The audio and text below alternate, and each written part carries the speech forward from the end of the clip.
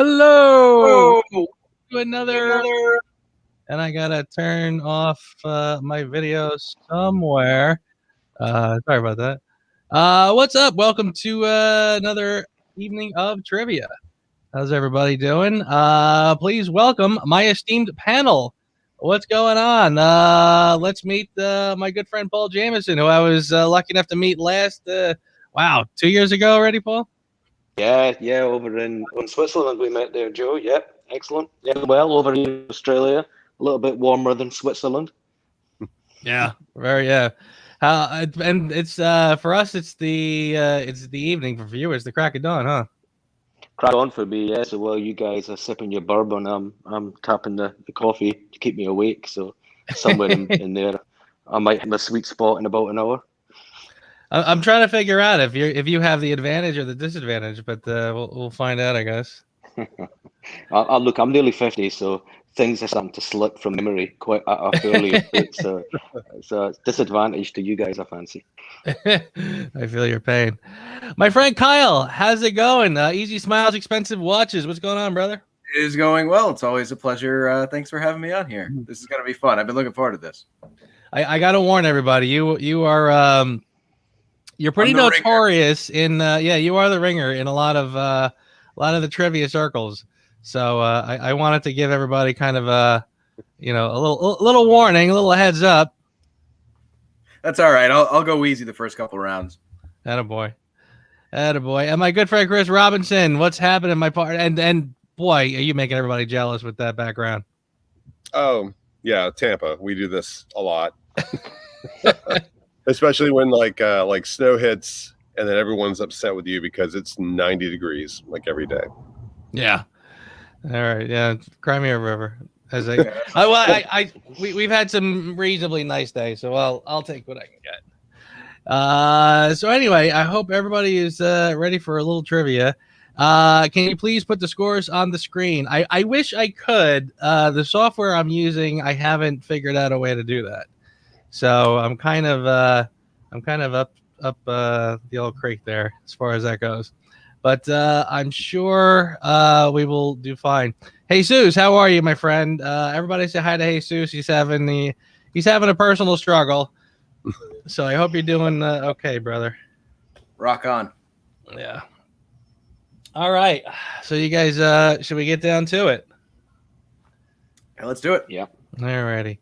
Just for the sake of brevity, and I'm feeling very casual, I won't play my my video that usually displays the how we play the game, the rules.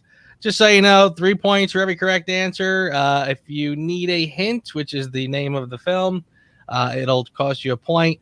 So it'll be you'll get 2 points. If you still can't get it, your buddies, the player after you can steal it for 1 point. So we should be all right. All right, and Paul, you are at the top of my of the tier here. So you go first. I'll roll the dice for you, and we're starting off with a green question. And by the way, this is I finished off my other pack of trivia cards, so this is the my second go around. Please don't be the Timothy Dalton. Everybody's got a couple of weaknesses, a couple strengths, so this should be a little fun. All right, Paul, here's your question. Are you ready, sir? I'm good. All righty. Starting out strong. What country were the Afghan sequences filmed in? Oh, Dalton's.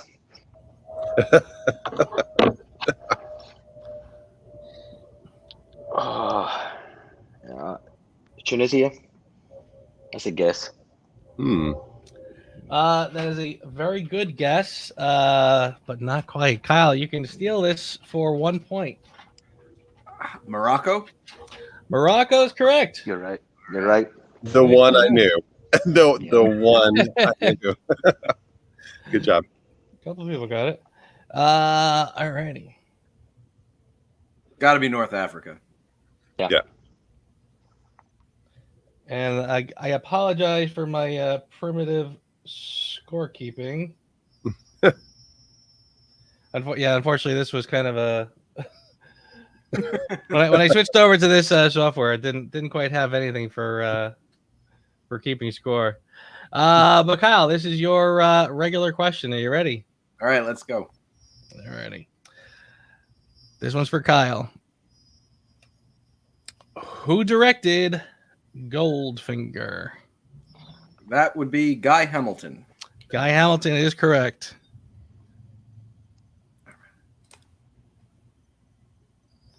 Guy Hamilton is correct. All right, Chris, you ready? Let's go for it. Who plays Max Zorin? Christopher Walken. Christopher Walken is correct. Today is his birthday. No. Oh, yeah, it is, isn't it? Oh, the spirit of Walken is We with should me. celebrate with some more cowbell. I'm happiest in the saddle. In the saddle. Very good. All righty. Nice job, That's awesome. guys. All righty. And thank you, everyone, for who's in the chat room, by the way. I was telling the guys before, I got off to a really weird late start today. Was very disorganized, and I didn't even post anything about this today. So I was kind of behind the eight ball. All righty. Paul, you ready? Yeah, let's try and get off the mark. Which of Dr. No's hands is made of metal? Both. Both is correct. Absolutely. Yeah. I had to That think was on a- that. Trick question. Yeah. What That's really a good. sneaky Yeah. what a sneaky question. Yes. Alrighty. Kyle, you ready? Yes, sir. Alrighty. A lot of people in the chat got that. Why does Lashif want to destroy the Skyfleet S-570? Is that a plane going As over? the plane goes over my head. Almost like right on. That We is talked about the perfect. Skyfleet plane, and Big Southwest one. Yeah. Tampa, we get them all. Because he is shorting the stocks. yes, it just says to cause the Skyfleet stock to plummet. But that's boom. Love it. Great. Alrighty, Chris, this is for you to finish out the card. What are the names of the two GoldenEye satellites? Oh, dear Lord. Brosnan and the other one that hurt. I don't have the answer, so I'm going to say Bambi and Thumper. As much as I like that answer. Okay, so Paul, you can swipe it for 1 point. Is that Winskra or something? Was that the station it was in? No, I'll pass on that too. I think I'm close. I would never have gotten this either. Kyle, do you know it? Just not for a point, but do you know it? Petya and Mishka. It's yes, that is absolutely right. Petya Holy and crap. Mishka. Well done. Jason, I like Jason's Mishka and Grishka. I would have taken. I would have taken that had somebody said it. Well done, Kyle. Alrighty. Kyle is going to destroy us. Yeah. But I learn, so I'm learning from Kyle, so it's not a negative. And that's all that counts. That's the most important part. Did you learn something today? Yep. So they should have been called Bambi and Thumper. I learned that right now. Absolutely. Totally. Alrighty. So that card is done. Paul, we're back to you, and I'm going to roll the dice. And you got a pink question. Are you ready, sir? I'm good. Alrighty. And one of these days, I'm going to remember to bring my readers because I'm getting old. Ooh. How much are Markovitz and Beckman each paid for developing a submarine tracking system? Before they get blown up.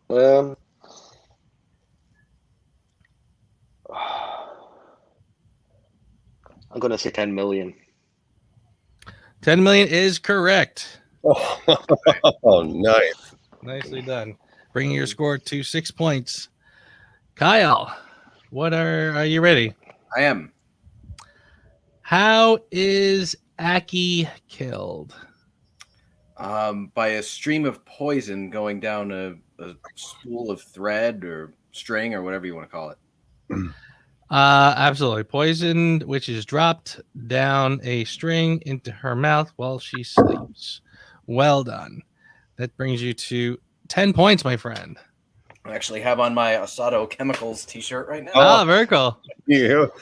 Oh my gosh.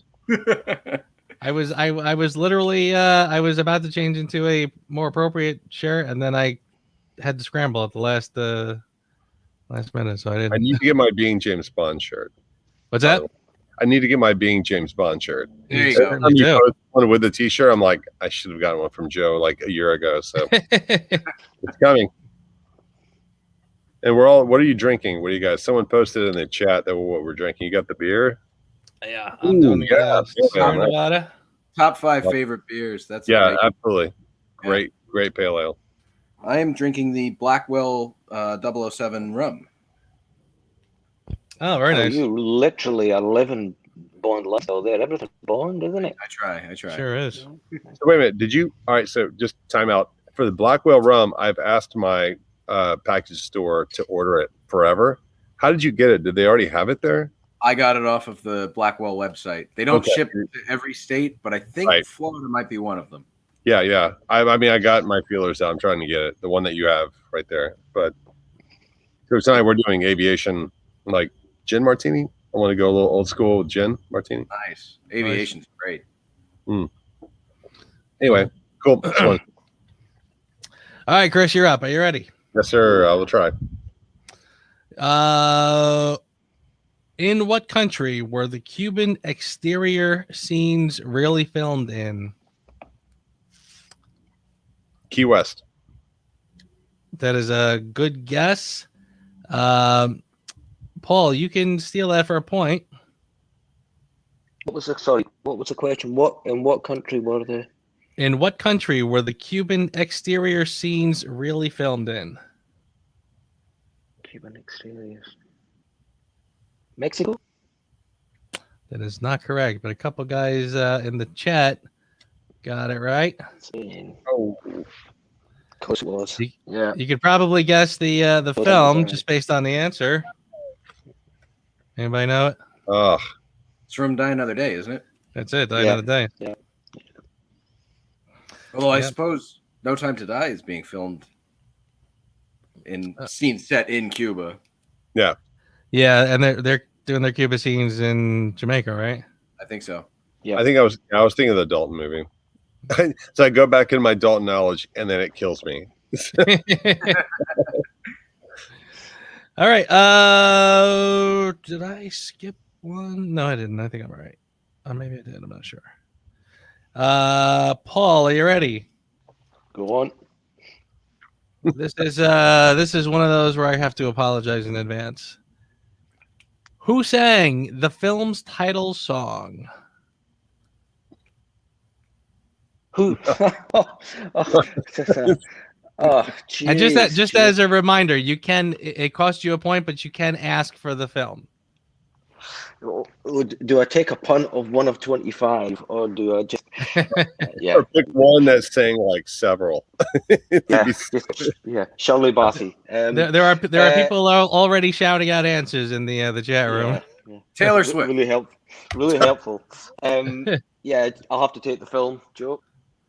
Okay, the film is A View to a Kill. Oh, Duran.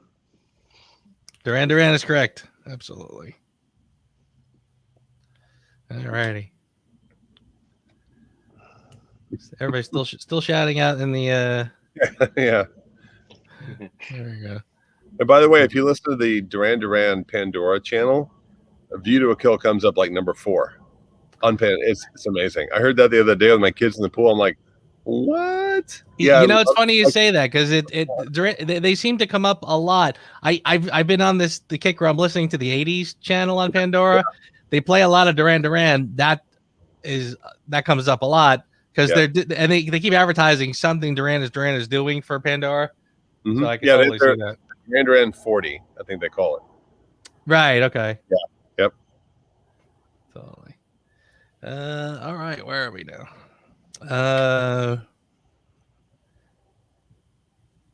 So this is Kyle's, right? Mm-hmm. Yep. All right. Kyle, who plays the televangelist? Wayne Newton. Wayne Newton is correct. Absolutely. Nicely done. Wow. All right, Chris. That's another Dalton era. Yeah, killing it, Kyle. You're killing it, man. Could not have said Dalton and Pierce Brosnan. I think Joe goes, I'm only getting the Dalton and Pierce Brosnan pack for this one. There you go. Talia said, shout out to the Living Daylights over View to a Kill theme fans. I don't know if I would say it was one's better than the other, but that was the one I picked for my Cue the Music the other day. So Nice. Cool. All righty. Nick Newman. Okay. Chris, you ready? Yes, sir. Why do Elliot Carver's henchmen try to break into the BMW 750IL? Dear Lord, that's a Pierce Brosnan one, right? Sure is. Are you hitting me with only? Why do they break into the BMW? Yes. Why are they breaking into the BMW?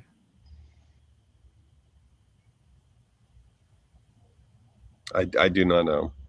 I don't even have a quip for it. I really don't know. Paul, do you want to steal it? Yeah. They're going for the GPS decoder. That's correct. Glove box. No less. Absolutely. And that's it for that card. Nicely done. Oof. All right. No, that's fun. Chris, you're getting all the Dalton and all the Brosnan era here. As soon as I said that, you guys are like, yes, Jinxed we it. know the card set. We're set.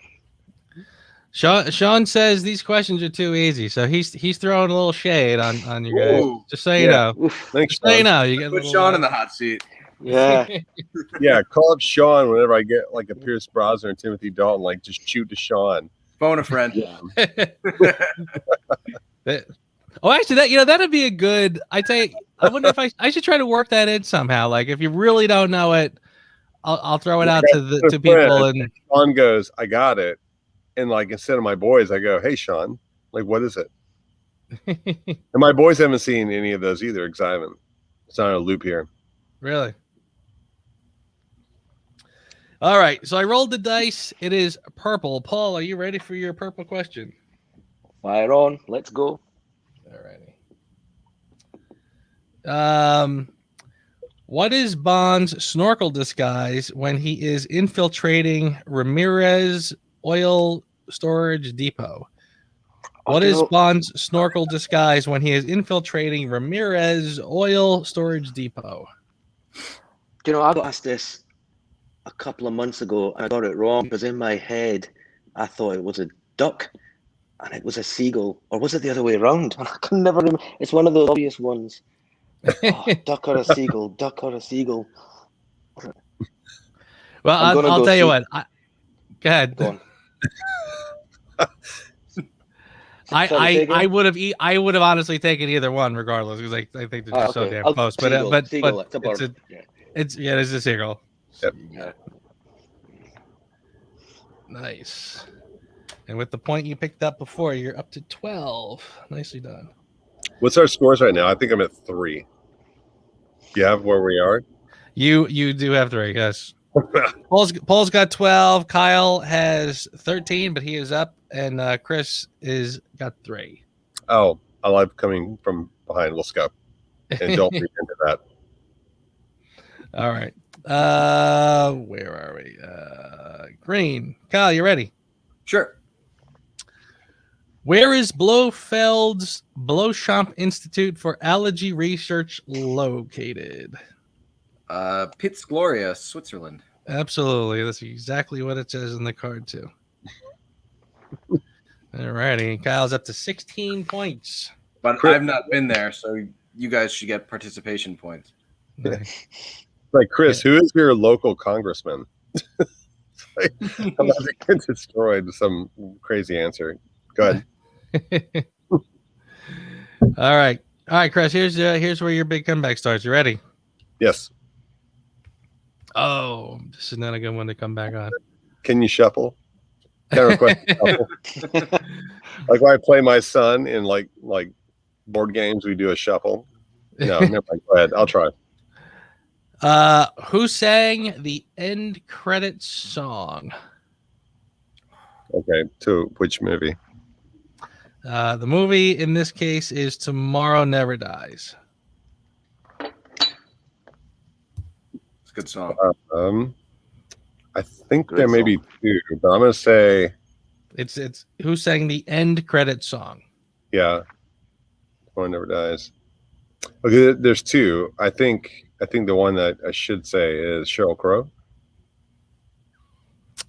Paul, you can steal this for 1 point. KD Lang. Katie Lang is correct. You're nearly, man, nearly. Got close. Yeah. I'm picking up. Yeah. I'm picking up all your Brosnan dumps today. That sounds like thinking this. that sounds Yeah. like he's keeping Pierce Brosnan as a pet. Maybe Yeah, I should be on a different podcast because I have like 3 dudes I like follow, but everyone else is getting all of my questions. Yeah, that was a tough one.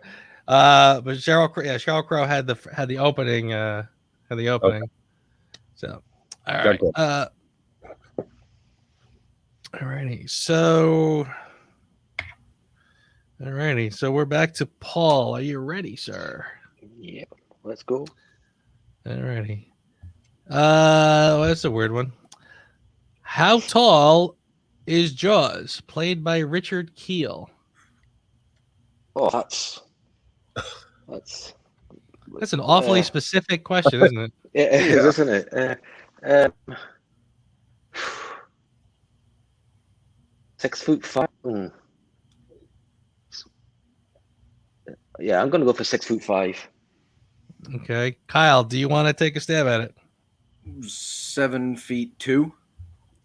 How did you get that?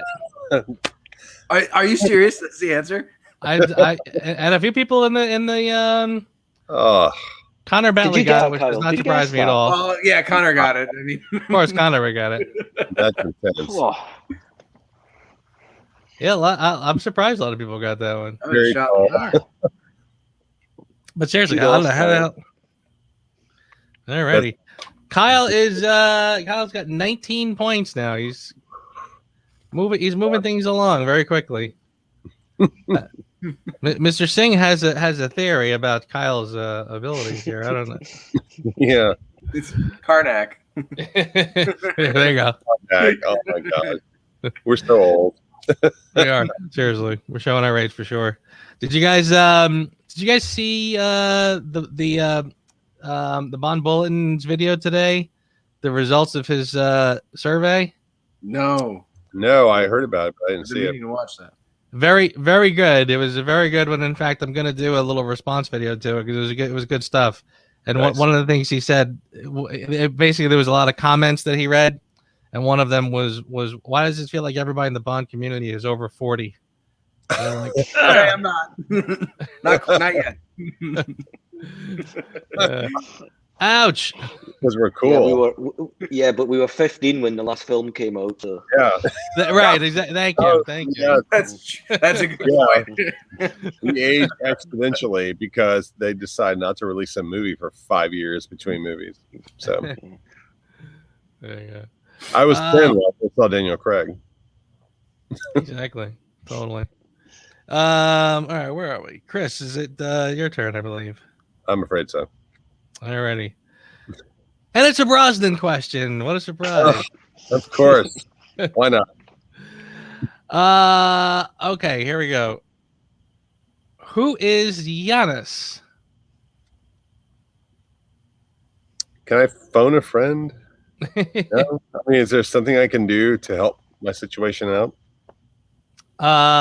You can ask for a hint, and I can give you the title of Sure. the film it comes Give from. me a hint that's like 2 minutes long.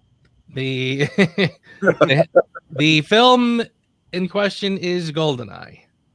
Who is Giannis? Okay, he, I think, is the guy clicking the pin that detonates the bomb that Pierce Brosnan brought into the factory. I'm not positive his position, but he is the smart aleck, kind of like Russian nerd guy. No, you're kind of warm, but I won't tell you exactly yet how. He's the owner Paul, do of you the want to team. take a shot at it? Yeah, yeah. I could maybe look up. To be fair, maybe they should go up to Kyle because I think he missed a question. Did he not? I think. Kyle, did I? I think. No, Yeah. Kyle, Or, I got Kyle. yeah, I think because I think you said, was it Chris who went? Sorry, I'll take the question. I thought we skipped a question. Oh wait, I'm sorry. I think you're Oh, really? correct. You answered the Richard Kill question, Yeah. which was Paul's, and then I went to Chris. So I did owe you a question. So I'll pass on this. She should go back. Oh, we got all night. Well, I'll tell you what. Just if you want, you can take this question. Do you want to take the Giannis question, and I'll give Chris a fresh one? Sure. A decade. That sounds good. It is Alec Trevelyan. That is correct. That is absolutely correct. Chris, by the way, when you said something about a smart Alec, I was going to go, yeah. No, complete accident. Kyle, that brings your score to 20, though, because you got 1 point for the one before, and now you just got your 3. So now you have 20 points. So nicely done. Oh, I hope Chris gets a Roger Moore question. Or any other questions from any other decade. So I got a request. Show the points. Paul 13 points, Kyle 20, and Chris with 3. This is my high-tech scoring system. Sorry, it is very ugly, but well, in my house, I score 100 always on Bob. So that's all that matters. Absolutely. Kyle, you're crushing here, mate. You're crushing. Yeah, Kyle, you're a beast. Holy Kyle crap. is. Kyle is almost like I should apologize for sicking him on you. Frankly, I mean, he's that good. I would have let that round go. Look, anybody who gets 7'2", you know. Yeah. Right. Fine, that bro. Chicken. Absolutely. All right, Chris. Yes. Name the horse Bond is riding during steeplechase. There you go, Roger Moore. Oh, I didn't say I was a pro Roger Moore. I said I know who Roger Moore is. Maximilian? I don't know. No. Paul, do you want to steal it for a point? Inferno. Inferno is correct. Ooh. Nicely done. A little spirited. We got some people got it. Of course, Connor got it. Yeah, Connor got it. Boomer got it. Connor creates the questions that I get right, so yeah, you guys. He knows more than me. Connor Bentley in the chat. He does his own trivia night, and I have to tell you, he does an incredible job with it. He's not reading cards like I'm doing. He does it from scratch, and he really does a fantastic job. So, if this next question, how tall was the horse? Yeah, right. Kyle, I'm checking out. 14 hands. I don't know. How do you measure? Boomer asked if we can see your guesses. No, they don't see these unless I actually put them into the chat room, into the screen. I wish Joe would. I'd be doing better than 3, but not a thing. I should really think about how to do it, where I could say like ask the chat room or whatever, and you can get like maybe half maybe actually kind of, or a hint or something. 50-50. But I guess to ask the chat room is the same thing as I don't know. So, there we go. Joe, would you ever be a participant? Think you would do well? Participant in? Yeah, that's a good question. Yeah. In what? I'm not sure what he's talking about. No, you're a contestant on your own show. Oh, meaning yeah. I've actually talked to people about it. We've kind of kicked it. We've thrown it out there, and it should be Kyle. Kyle heads it. He asks you questions. I'll do it. That sounds like fun. I maybe another night I'll have somebody else do it. I'm sure I'm not the only guy with the trivia card. So How does Joe feel about coming in third place behind David Zaritsky and Calvin Dyson in the content survey results? That was that was pretty. That was about Joe has beaten Kyle. Yes, he only has. once though, only once, and Kyle has beaten me more than once. Here we go. Here's the question: how tall is Joe? That's a good question. I met Joe. I think he's 6'3". Am I wrong? No, 6'4". no, dude, I'm like 6 even. Are you really? I mean, my presence might seem like I'm much taller. Yes, that's what it was. That's Yep. what it is. Yep. But I thought it was cool that I came in third place. One of the questions, if you guys wonder what we're talking about, one of the questions in the survey was like basically who. I kind of felt like I feel like if he asked that question differently, maybe more people would have gotten a little play. But it was, I guess he in the survey he mentioned a couple content people and said like, who do you watch?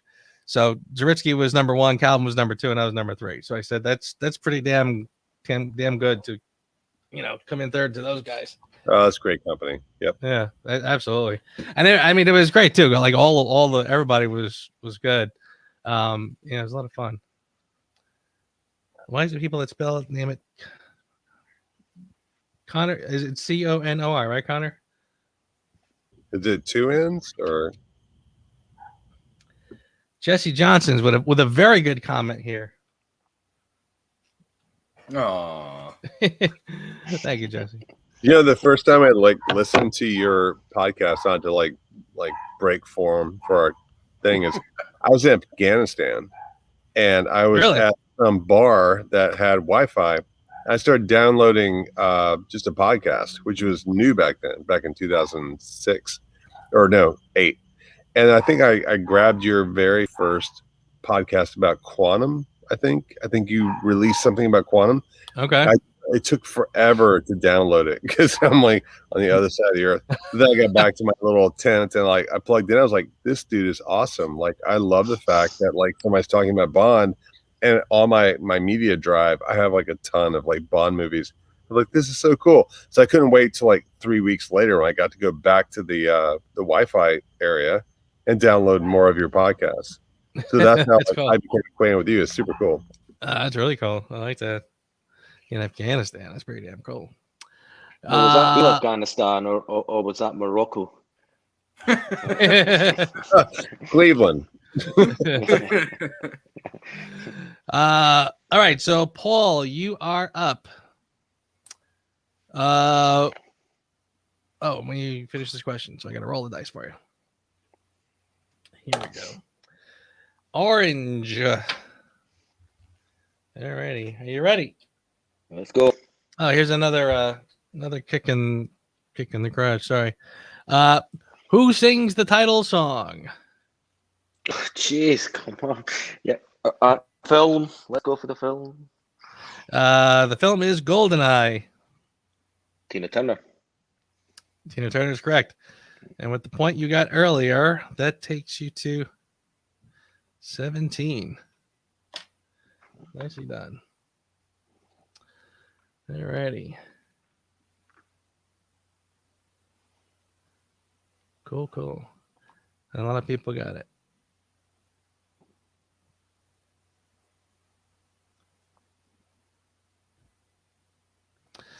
Alrighty. Kyle, you ready? I am. This could be for the win. Are you ready? Let's go. Who does Julian Glover play? He plays Christados. Christados is correct. Ding, ding, ding, ding, ding, ding, ding. That's the game. Kyle took it. Well done, Congrats. Good job. Nicely done. I thought, honestly, when I saw that, I said, oh, this might be one that he does. Like, this might be a tough one to make the game last a little longer. But nope, we got it. Yeah. Yeah, It would have been easier playing against City, I think.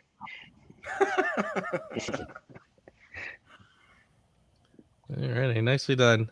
Making me blush. Alrighty. I saw a question earlier. Where is that one? Ladies who bond, thank you for popping in. Good to see you, Jocelyn. Hey, Jocelyn.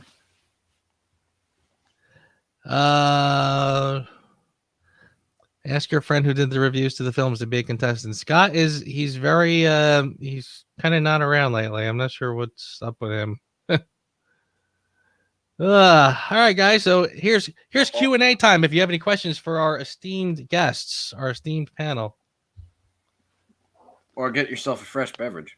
or get it Yeah, first. or like, why is Chris in this? Because he got one and then guessed a bunch. Nah, Hit they're all not your weak easy, spots, brother. Chris. You hit all No, your weak like, spots, man. actually, I convinced my oldest boy to start reading Fleming, and the first thing he actually read was the GoldenEye book about where Bond was born. He loved it because it has Jamaican history. It's super cool. He watched the David Zaritsky videos with me about the travel, and he thought it was super cool. So yeah, like I got him hooked on literature, and like we basically in the summer we watched Dr. No, Thunderball, and we've got, what's the other favorite? Casino, but they don't like any other movies of Craig's outside of Casino. And I Really? took them to their very first Bond movie in the theater, and it was Spectre. And then they got burned. And then I took them to the double feature with Roger Moore after he passed away, which was Spy Who Loved Me and Yep. And so they loved it, but they fell in love with Roger Moore. And I was like, but I think your contemporaries like Daniel Craig, they're like, they love the gadgets. They loved Roger Moore. And I was like, that's super cool because that's when I watched Bond was Roger Moore on ABC or CBS. You know, I didn't know about the other guys. I knew the guy with the gadgets. So yeah, this has been a super cool like journey with the kids. Yes, Boomer, I am. What's you guys going bowling? Not very good at it though. Oh man, I might. I'm jealous. I might need to do a little bowling with you guys. Come on. How old were your kids? You took them to the cinema when you said they didn't like Craig. Yeah, so they saw Spectre. My oldest was 12, my youngest was 9, and then they saw Roger. I think it was like 3 years later, 3 years later when he passed away, and they showed the double feature. I think all AMC's carried it, and I think my oldest was 11 and my youngest was 8, and so they loved it. And like for a double feature for kids that young, I mean, like they were all in it. But for Spectre, they were like drifting. You know, they weren't really like focused. But yeah, I thought it was cool because watching them at a double feature with Roger Moore, I'm like, dear Lord, I never saw any Roger Moore on the big screen. And then now you're sitting here with me and we're like eating like, you know, crap candy and popcorn, and we all love it. It was a lot of fun. Yeah, my son was 5 and he got hooked on Bond. He got hooked on early Bond. So Dr. No was his when he was 5 or 6. It was a little strange. He used to quote Dr. No lines. Some of them were a bit, and I had to draw a line under it one morning. We were having breakfast. I was talking to him. He was only about 6. And my wife asked a question, and he genuinely did. I've told this story a few times. He slapped her on the arse and said, "Run along, dear, man talk." 6-year-old. There was an evening conversation with me about what I was letting him watch. I can assure you. Yeah, 6-year-old. At least he didn't do it to his teacher or anything. Yeah. Oh, there's lots of short stories with Man with the Golden Gun, and then he was a kid. He used to come back, and he was obsessed. That's funny. What is everyone's prized Bond collectible? I hate to say this, but I don't know if I really have any collectible per se that I've got a rebreather somewhere around. I've got the you probably have some signed stuff from Lazenby, don't you, or something from Lazenby? I have a few signatures, yeah. Okay. I'm trying to think of like a collectible though. Like that to me sounds a little more specific. What do you guys?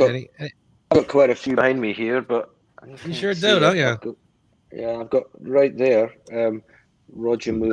Sean's signature and Roger's below, and the Golden Gun, and I've got a lot of signatures up and around there. So, yeah. Well, you got you've got the GoldenEye, you've got the Golden Gun. I see a couple of the figures. That's super cool. Holy crap. You go down there. Nice. Oh, the skull.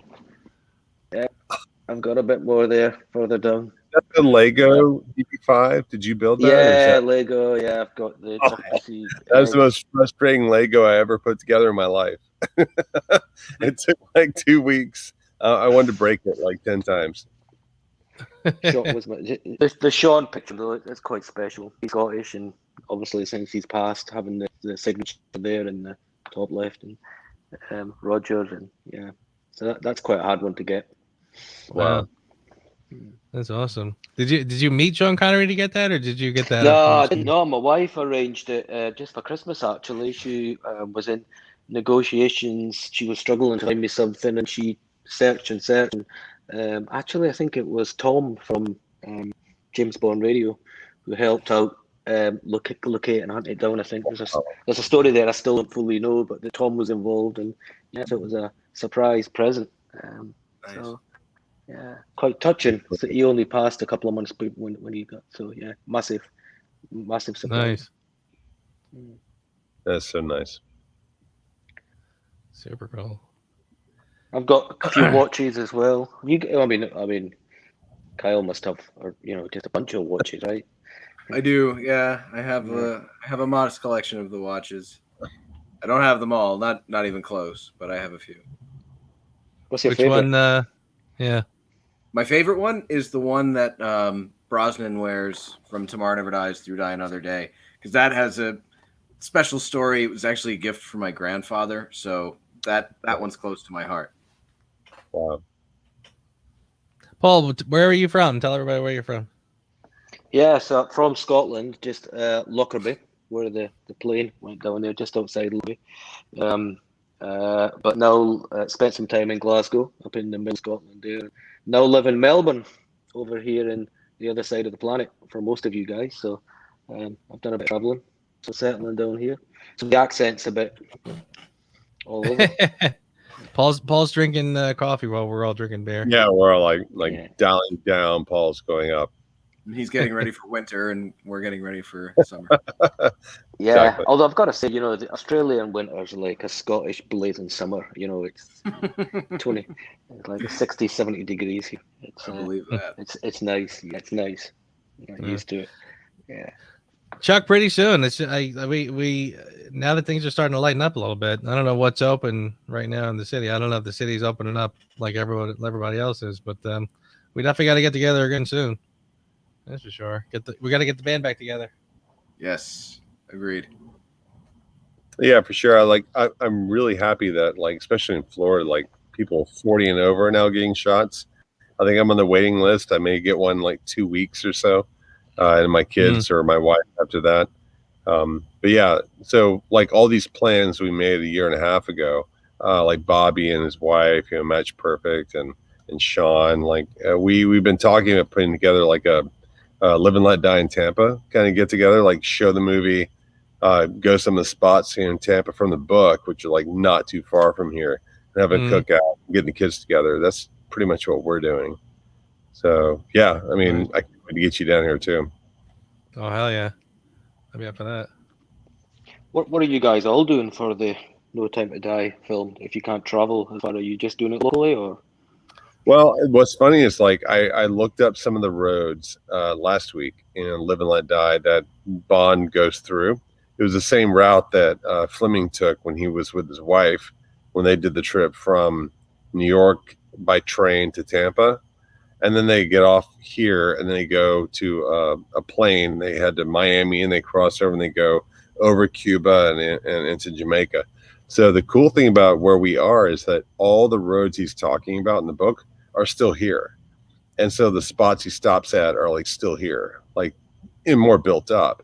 But so when I was talking to the couple at Match Perfect, and I was like, hey, we all live here in Tampa. Why don't we just like do a barbecue, watch the movie, like talk about stuff that happens here with Bond, have some folks down, and like just like head to the water, go to the Gulf, get a boat and drive out and hang out for a day. So that's pretty much like the idea. We built that out like a year and a half ago, and I think we're going to try and like nail it down probably in this late summer, pretty much when everybody's safe.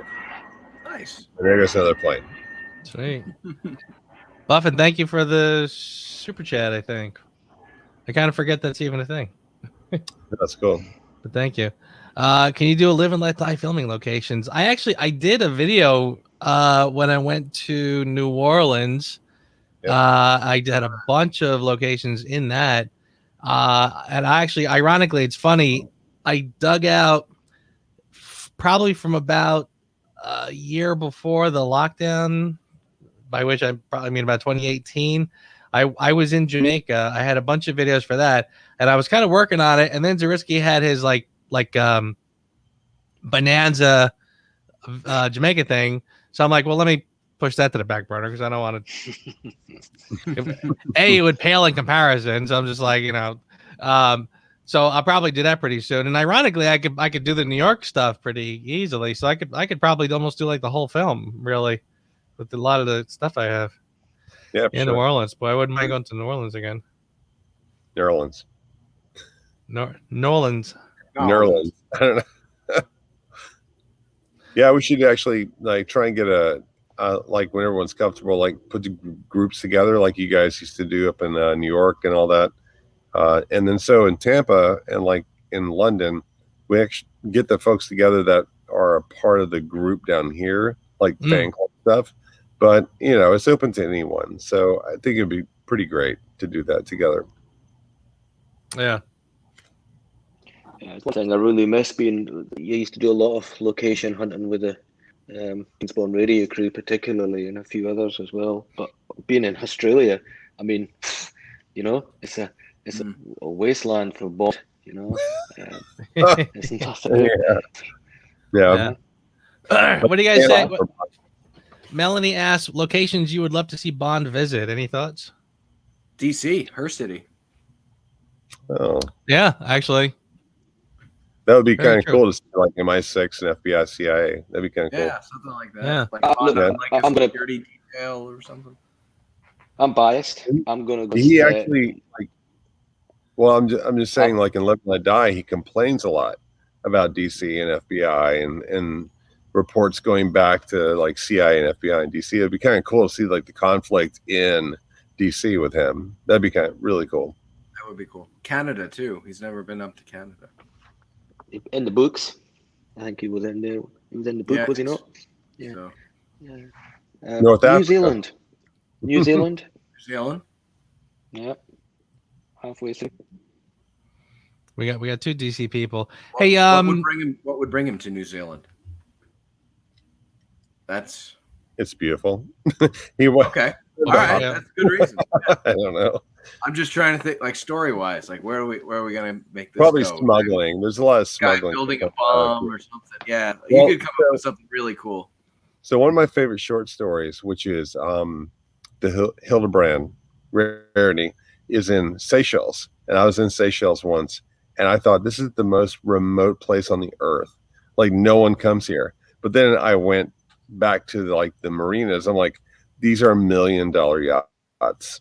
And so there's a lot of money coming out of Seychelles, and Ian Fleming pulled that out back in the early 60s, late 50s. Like he knew this was a hub for money. And I'm like, that's brilliant. So yeah, he could probably do anything like that. Melanie and Talia, did you guys ever go to the New Year's party in DC, the Bond themed New Year's party? It's pretty damn good if you haven't.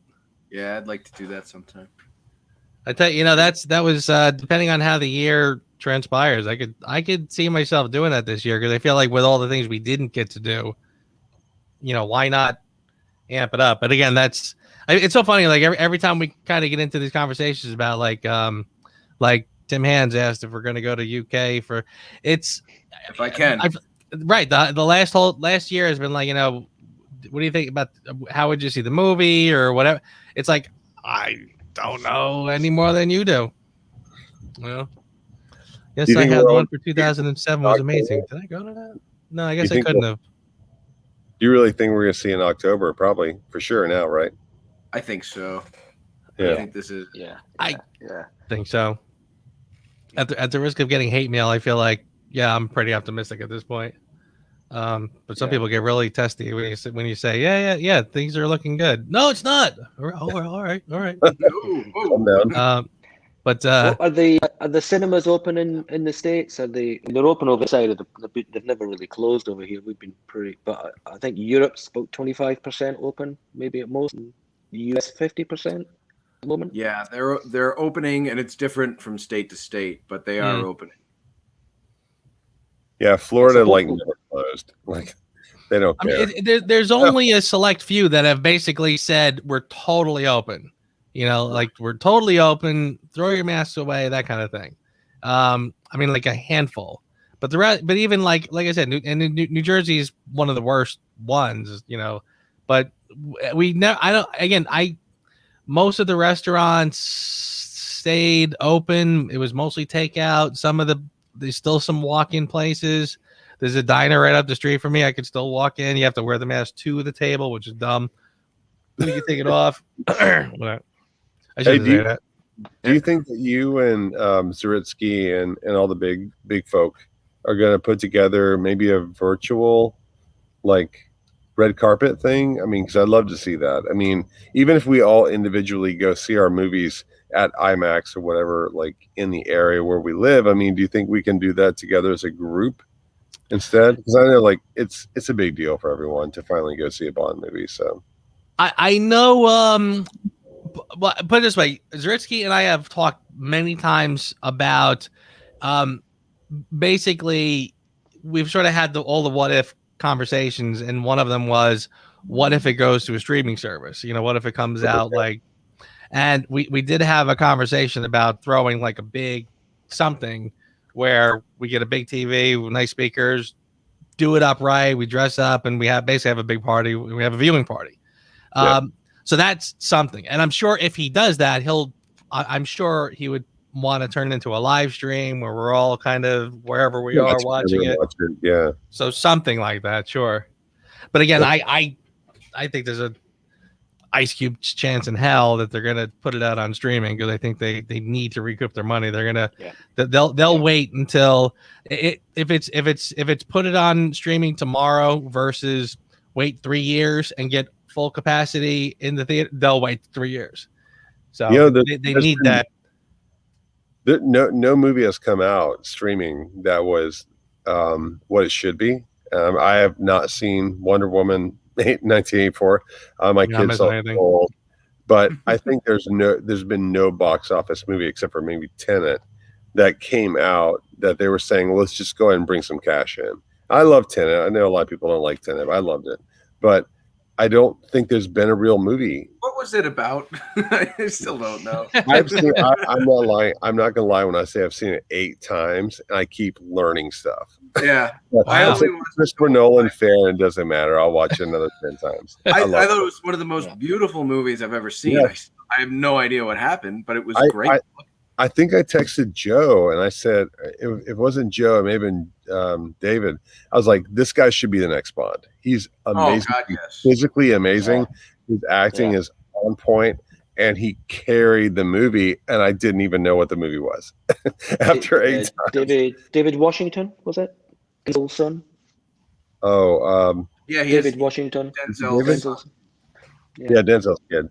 Oh, just amazing. Yeah. I loved it. Yeah, it was a good movie. It was a beautiful movie. I just had no idea what the plot was, but I only watched it. That's probably the last big one. The real you have to watch it two or three times, I think. You have to watch it, and then it starts to piece together. Not unlike the film. Read about it 6 or 7 times too. Yeah, you do. Yeah, it's nice to have a film you have to think about, I suppose. But yeah, it's a good film, good movie. Yeah, I loved it. But that's probably the last big one that we've had, really. So I mean, we're all going to. Zack Snyder's Justice League. I mean, it's crushing the box office, isn't it? It's in some on streaming. It's doing really well. I really liked that. Yeah, I don't know if I could have sat through it in a theater, but I really liked it. Yeah, Joe. I think I could have watched it in the theater. I kind of found that 4 hours. I mean, honestly, it didn't feel like 4 hours for me. I felt like it. I mean, at one point, probably about the third hour, I am kind of going like I've been sitting a little too long or whatever. It's like what? How long have I been sitting here? But I mean, honestly, but by that point, I was like, well, I'm close to the end, so I'll just watch the whole thing. So I mean, it was I thought it was a big improvement over the original. Oh God, yes. I got invited to the the premiere in the IMAX over here in Australia, and Zack Snyder minute thing at the start of it introducing it. I think we were the only. I think it was the world premiere because we were the only cinema that was open, the only IMAX cinema that was open. That was a couple of weeks ago. So we sat through the whole 4 hours and 1 minute, or What? whatever it was. Holy Yeah. cow! I didn't know that All was the in a way theater through. anywhere.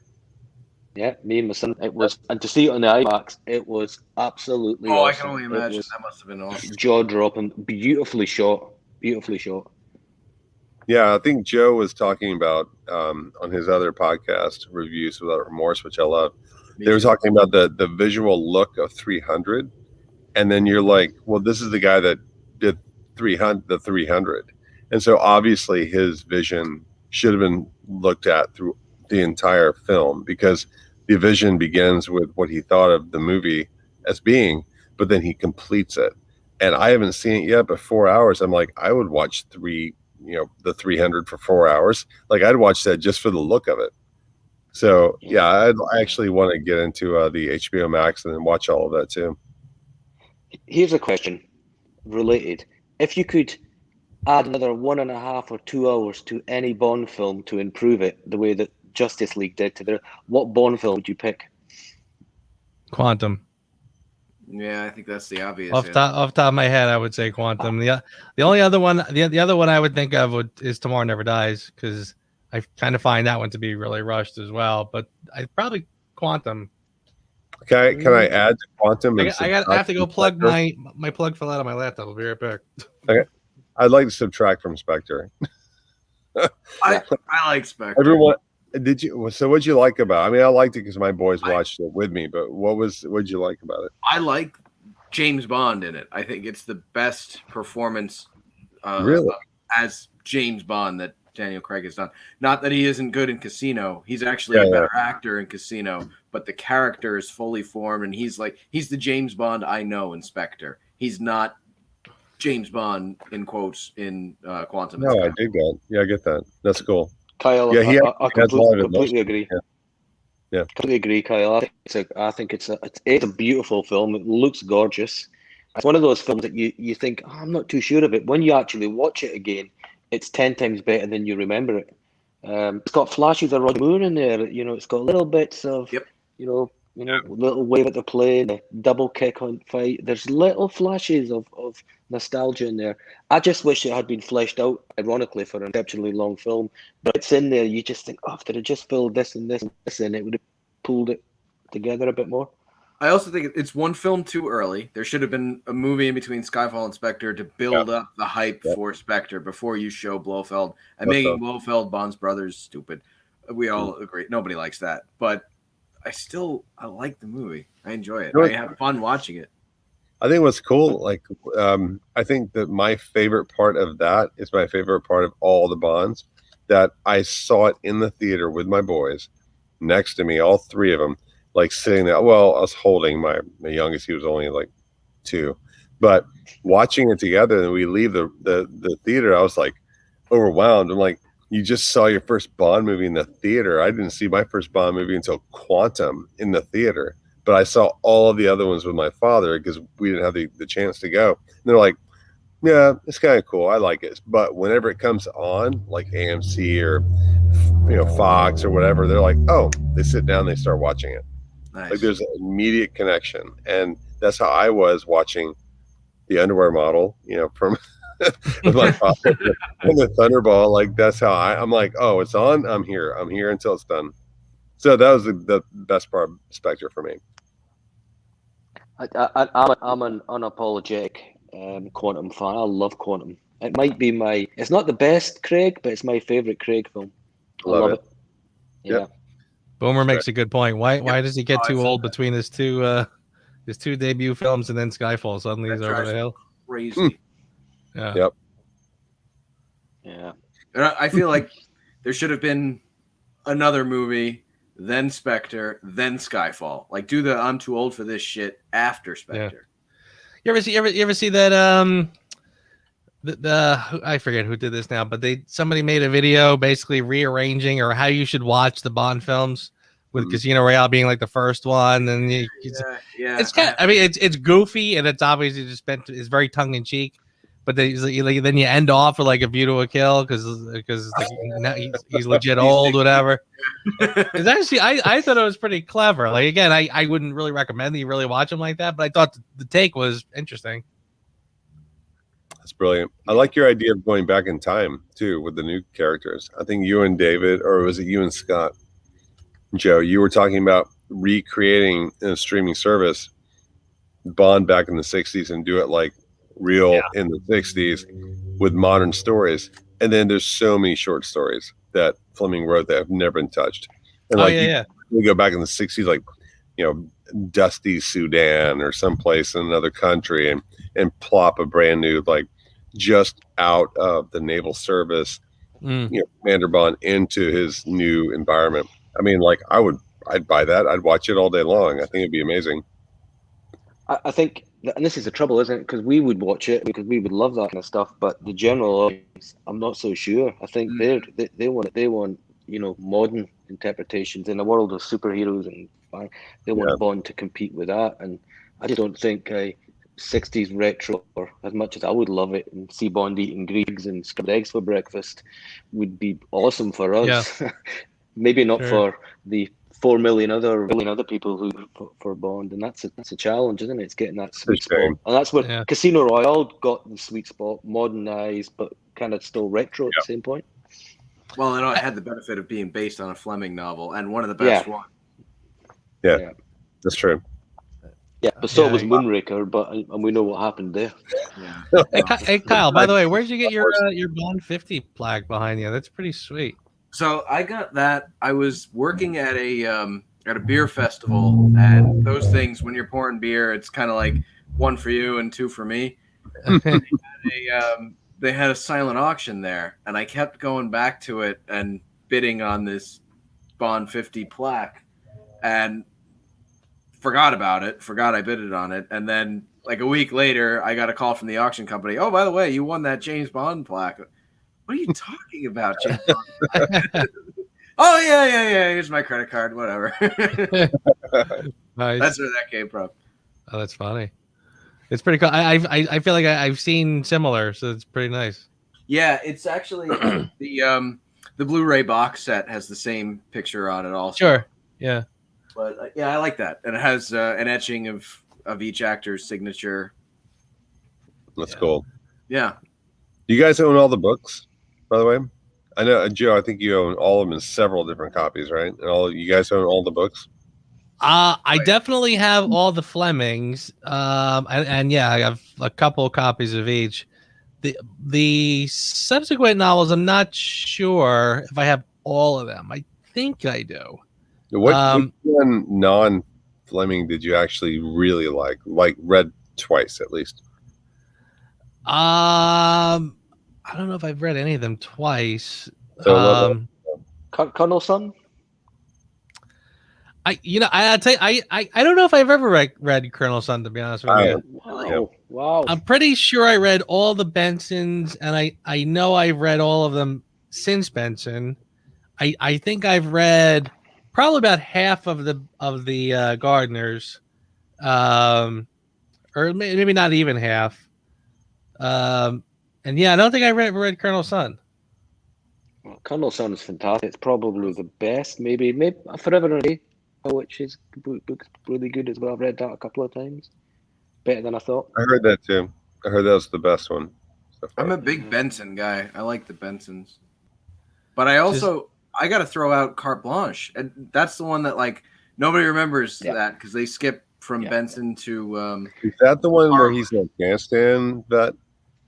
Or is that? Well, he's an Afghanistan vet. Yeah, that's a good one. That's really good. I like that one because it's set in the. Oh yeah. No, I did too. That was the only one that's of the continuations that were present day. It was really good. I thought that was pretty good.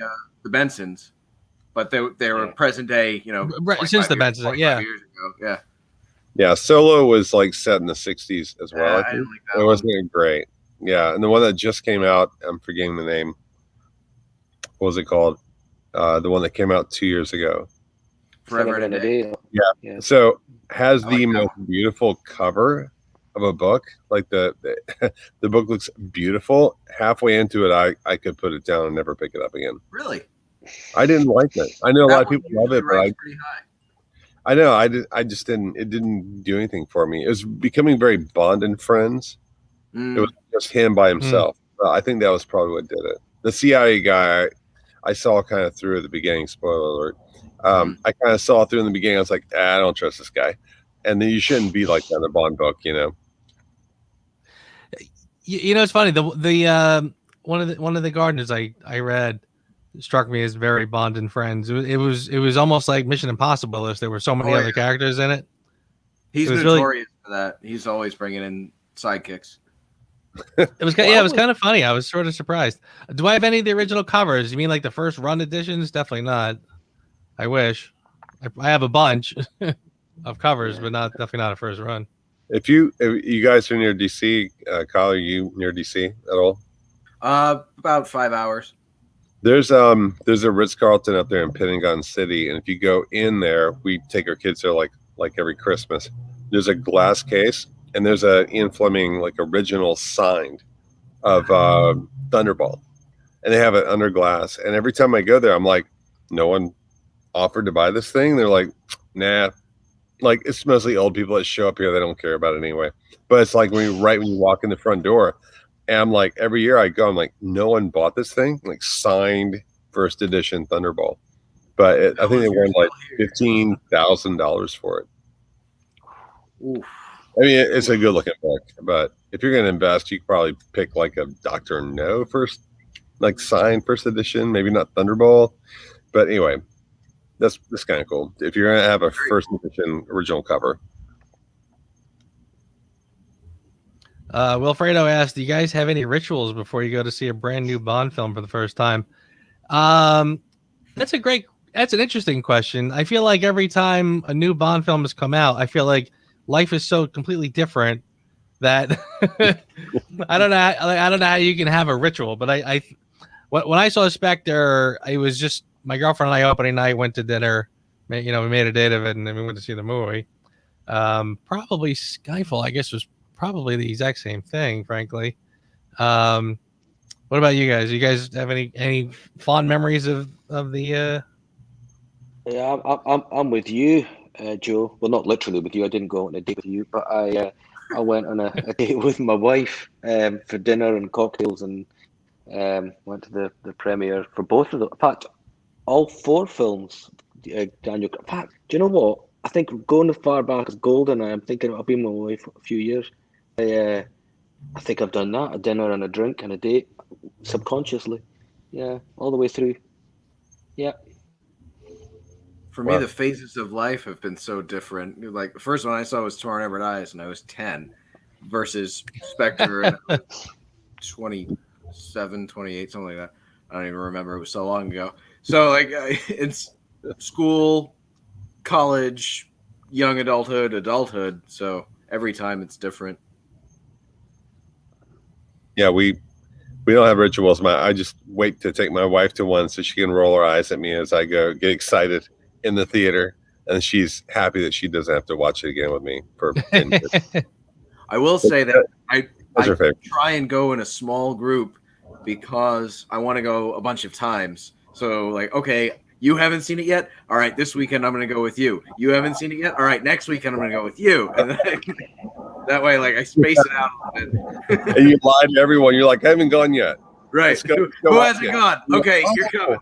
That boat chase was awesome. When you like it, like you knew it's coming. I booked, so I saw Skyfall in local cinema here, myself and my wife, first show, and I think it was the Thursday night when it came up. And then on the Friday, I went home back to Scotland, and I booked 10 tickets for the rest of my family. We're having a family event, and I forced them, as it's called now, to go. I booked the entire family, a whole row of seats, and we sat and watched it. I made them watch it. My dad loved it. That's the first time I'd been back to see a Bond film with my dad since it would have been Spy Who Loved Me when he first took me here. So that was a good moment. I think I told Joe this before. I know I've told Joe this before. So I'm in Afghanistan. This is 2012. And I go to eat food on the other side to the other countries like barracks because they have better food than us. So I go over there to eat, and I get some food, and I'm coming back with it. And these British soldiers like running past me, like almost knocked me over, and I was like freaking out. I'm like, something's happening. And I asked one, I was like, what's going on? And the guy goes, Daniel Craig just landed. We're gonna go meet him. I was like, what? Like, I'm holding my styrofoam little container of broccoli and chicken and rice, and they go running off to their little hooch. And I go back to my area and I sit down. And I was like eating, and my captain goes, well, what's going on? And I was like, well, apparently Daniel Craig is like 150 yards from here. What's going on with this? He's like, they're lying. And the very next day we got this a hard drive. And what happened was Craig shows up, he lands, he brings Skyfall. No one's seen it yet. So they all watch Skyfall. They drink beer, they're in their little pagoda and like hanging out. He goes on a tour with the anti-mine laying group around like the bad parts. He comes back, they have dinner again, he flies out. They get to watch all of this, right? So I get this hard drive the next day, and it just had Skyfall. I was like, well, I mean, at least we have the movie. so we all like pile into our little theater and watch the movie like before it was released. And so if you go on, if you like Google Daniel Craig Afghanistan, you'll see him wearing his body gear and his sunglasses and the whole bit. But like, I thought that was hilarious. Like, so cool. What a cool dude to come and like bring a movie like USO style, and then like show it with all the troops and like eat dinner and then go on a little tour with them and come back. It was pretty cool. Very. You know, he didn't film that in Afghanistan. He did that in Morocco. If you had told me that earlier, I would have 3 more points. Yeah. Nice. Did you guys see this? What's the Bond film you guys saw most times in the cinema? Skyfall and Casino. I think I saw them both 4 times. Spectre. I saw Spectre 7 times. 7 times in cinema. Wow. 7 times? 7 times. I want to do that for No Time to Die. I want to see Oh No my Time to Die God. 007 times. Yeah, if No Time to Die is like even Spectre level, I'll still watch it 7 times after this drought. Yeah. I saw Casino Royale 6 times. That was easily my record. I saw, and it's funny because everybody said, why didn't you just go see it one more? You could have made it 7 times. I'm like, oh, I didn't. wasn't even thinking of it. But yeah, no, Casino Royale is definitely my that's my runaway winner with 6. I know I saw Quantum 3 times, and that was because I remember literally trying to see if I would like it better. I was so sort of put off by it the first time. I'm like, let me go try this again. I'll sit in the back and see if it gets better. So I'm not like, didn't help. And then like Zaritsky was the one who convinced me to go see it a 3rd time to give it another shot, and I did. And I was like, So. You said, was it the editing you didn't like, or? Well, I literally remember the first time I saw it when that first big action scene opened up. That again, like it's like 3 cuts every second kind of thing. I remember feeling like I thought I just sat too close to the screen. Like, I mean, I couldn't, like everything. I'm like, I think I just sat too close. So I literally went to see it the second time. I sat in the back row, and I'm like, nope, that wasn't it. That wasn't it. This is how that looks. So way back in the day, you told Scott, and this is how old school I am. You told Scott that you think that they edit it that way because people watch the movie on phones or on iPads. And that's the very first time I saw it. It was on a phone. And yeah, and I don't know if there's truth to that, but that was I remember back then that was a talking point that I mean, it was basically there was a lot of discussion from a lot of different movie people, you know, is this the way things are going to go? That we're all going to be watching movies and stuff on phones, on iPads, on computer screens, whatever. So one theory was that that's why it looked like it was you're sitting too close to the screen because they're filming it. Again, I don't know if that's true or not, but no, that's how I saw it. That's why I think it's funny. The filmmaker was probably just going for something that was slightly different because Casino is such a hard one to follow. You can't go in the same vein, so they just went for something different. In the same way that they would, you know, No Time to Die was No Time to Die. Die Another Day was a punt, and Moonraker. You know, they always try something completely different to see if it sticks. I suspect a little bit of that. Plus, they rushed it. I mean, they had the writer's Yeah. strike, and they wanted to get it out 2 years after Casino. If it would have come out a year later, I think it would have been a better movie. Yeah. Didn't you say like Craig helped write some of it? I Yeah. think He you did, got yeah. tight. Like he was writing his own dialogue or something. That's Yeah. dialogue in the movie is bad, really bad. Look, If it's on, I'll I'll still watch it. rate it. It's still up there for me. I still Yeah. favorite Bond, I think. Well, it has the really great action scenes. And I remember a friend of mine when I was on the ship, I was like, "Did you see it yet?" He goes, "Yeah, if you like action, you'll love it." I'm like, "Well, I'm a Bond fan. I love any action." But then after I watched it, I knew what he was talking about. Like, there's no, train scene with, in Casino. There's no dialogue that's in depth that really sucks you in. But when the action starts, you're like, you're in there, you're dug in, you dig it, and you enjoy it. But then when it's over, you're like, was that even necessary? I mean, like, couldn't you have taken a car and driven and seen like sinkholes wherever you're looking? I mean, did you need a plane crash? But anyway, I own it. I love it. I'll watch it. Chuck says, out of two Craig frontrunners, why do people frown upon Skyfall so much? Or is Casino just that flawless? Love them both. I would personally say that Skyfall to me is a good movie, and it's a great looking movie. Story wise, it's just okay. I kind of feel like Casino kind of has it all. Yeah. Casino to me has the story. That's what I feel about it. What do you guys think? Yeah, I think Skyfall's a modern classic. I think it's got uniquely. I think maybe because it's British, it's got that very British feel all the way through. And came out at the Olympics, and it had this huge groundswell of nationalism, I think, behind it as well. It stuck to it, and you can still see it in the screen. For me, I think it's a British classic film. I think it transcends even the same way that Casino does. It transcends a Bond film. There's great Bond films, and there's great films that just happen to be Bond, and I think both of those are in that category for me. I think Skyfall is a better movie than it is a Bond movie. Like it's a capital F film more so than it is a James Bond movie. Yeah, I think Skyfall for me, I think the cinematography in Skyfall is a big part of what makes it, and I think I actually sort of felt after Skyfall that Bond films deserve that kind of cinematography. I remember seeing the trailers for No Time to Die and feeling like, okay, I don't know if this is Skyfall level, but the cinematography is great. It's really good. And I was sort of saying to myself, I think that really should be the standard at this point. I feel like the James Bond films should be that kind of an experience where you are really drinking in the look of the film. Well, I mean, they should pull in the top level talent, especially since we only get them every 5 years. They should have the best people in Hollywood, and Roger Deakins he's unbeatable when it comes to photography. I totally agree with that.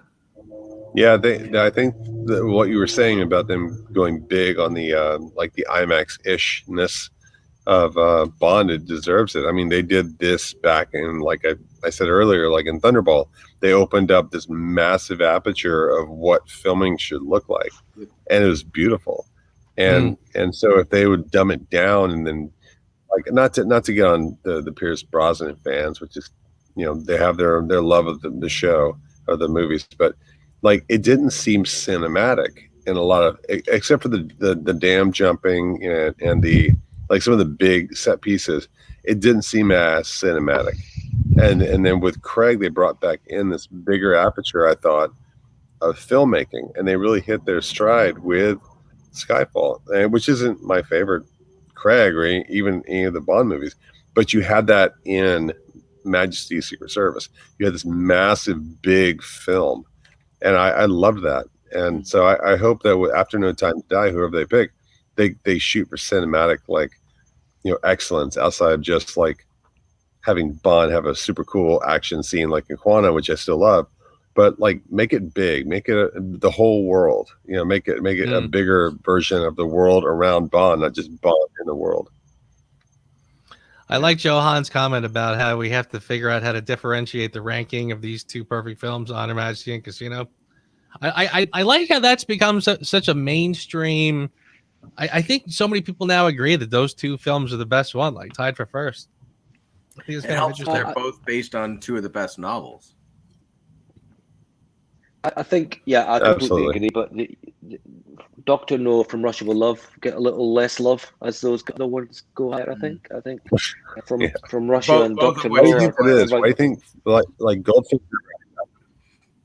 I don't like Goldfinger at all as a movie, but the book I kind of like it. But why do you think that From Russia with Love doesn't get enough attention? Is it the writing because he thought he was going to kill Bond off, or No, what was I it? think I always felt From Russia was kind of perceived, maybe up until the last 5 years, to be the best Bond film. Maybe that was kind of overrated view.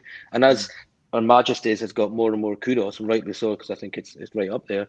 Somewhere in that, there's a little bit more, I wouldn't say dislike, but a little down the rankings from Russia, slipping a little ways with some of the Bond fans.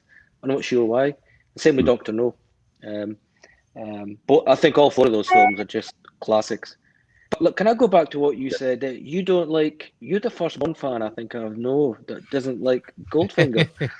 What's It's a heel dragger for me. As a kid, I felt like I was watching him. So with James Bond, like you don't see a middle-aged man plotting through life and solving problems. But in Goldfinger, I felt like it was plotting. And when I saw it, I was like, okay, I can see why my dad likes this. It's an old guy in a suit in the United States with some like overblown, kind of weak villain who has money, and that's all he has. And I thought when I was watching it, I was like, this is kind of like, I get it. I guess an old guy's movie. But then when you watch Thunderball, it's youthful and adventure and women and things are exciting.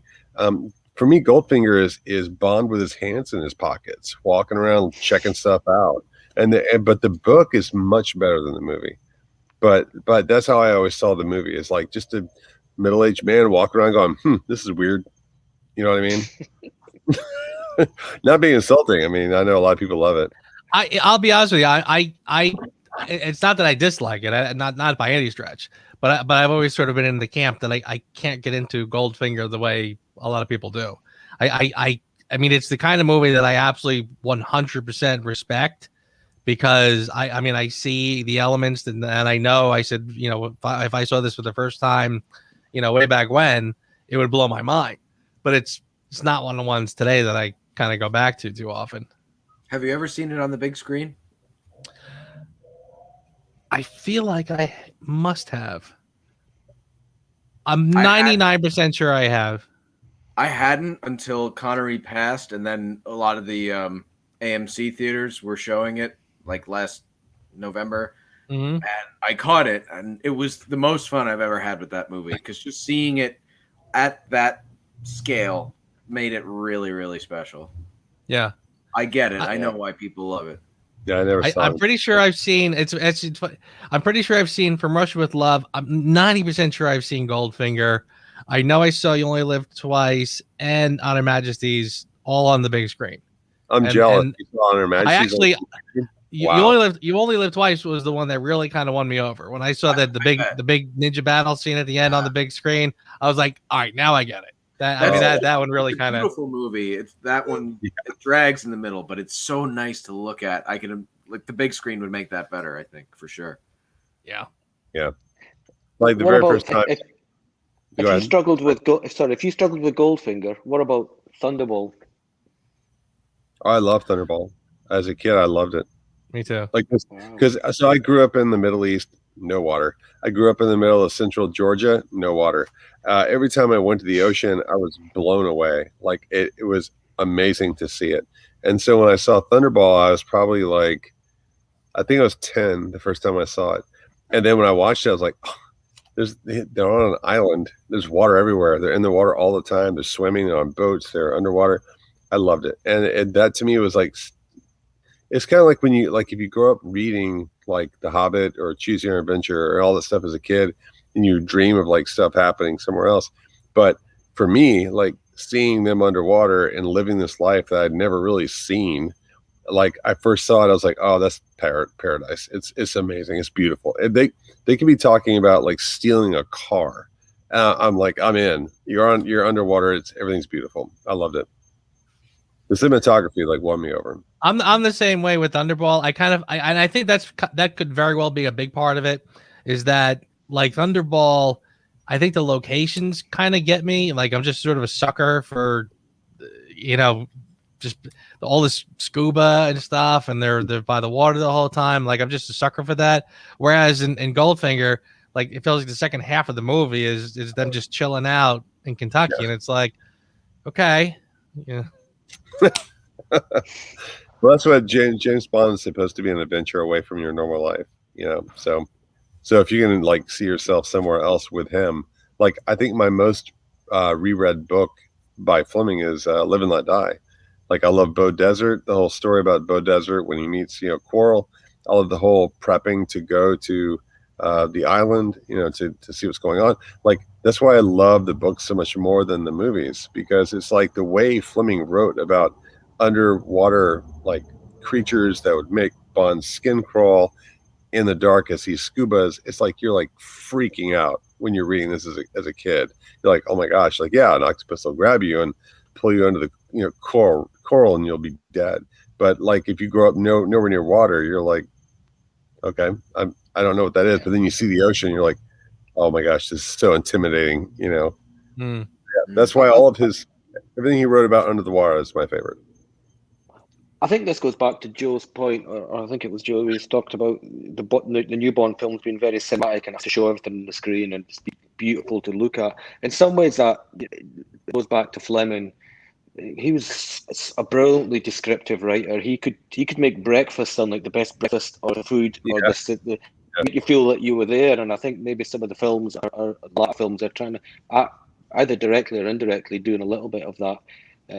But back to I was giving my son some of the books to read. I should read this, read that, and then I was looking at going, oh, hang on, but this in context, this is what you meant by this. Don't when what did he say, Flem? Gay men can't whistle. Was there something around there? I'm sure he had that in his books at one point. So it had all these little Fleming weird idiosyncratic 1950s that if I have to give to my son now, I have to say it's context of this that you need to understand before you get into it, which is a bit of a shame. And I hope they don't edit the books, but I suspect in the next 5, 10, 50 years we'll get to the point where some of these are edited.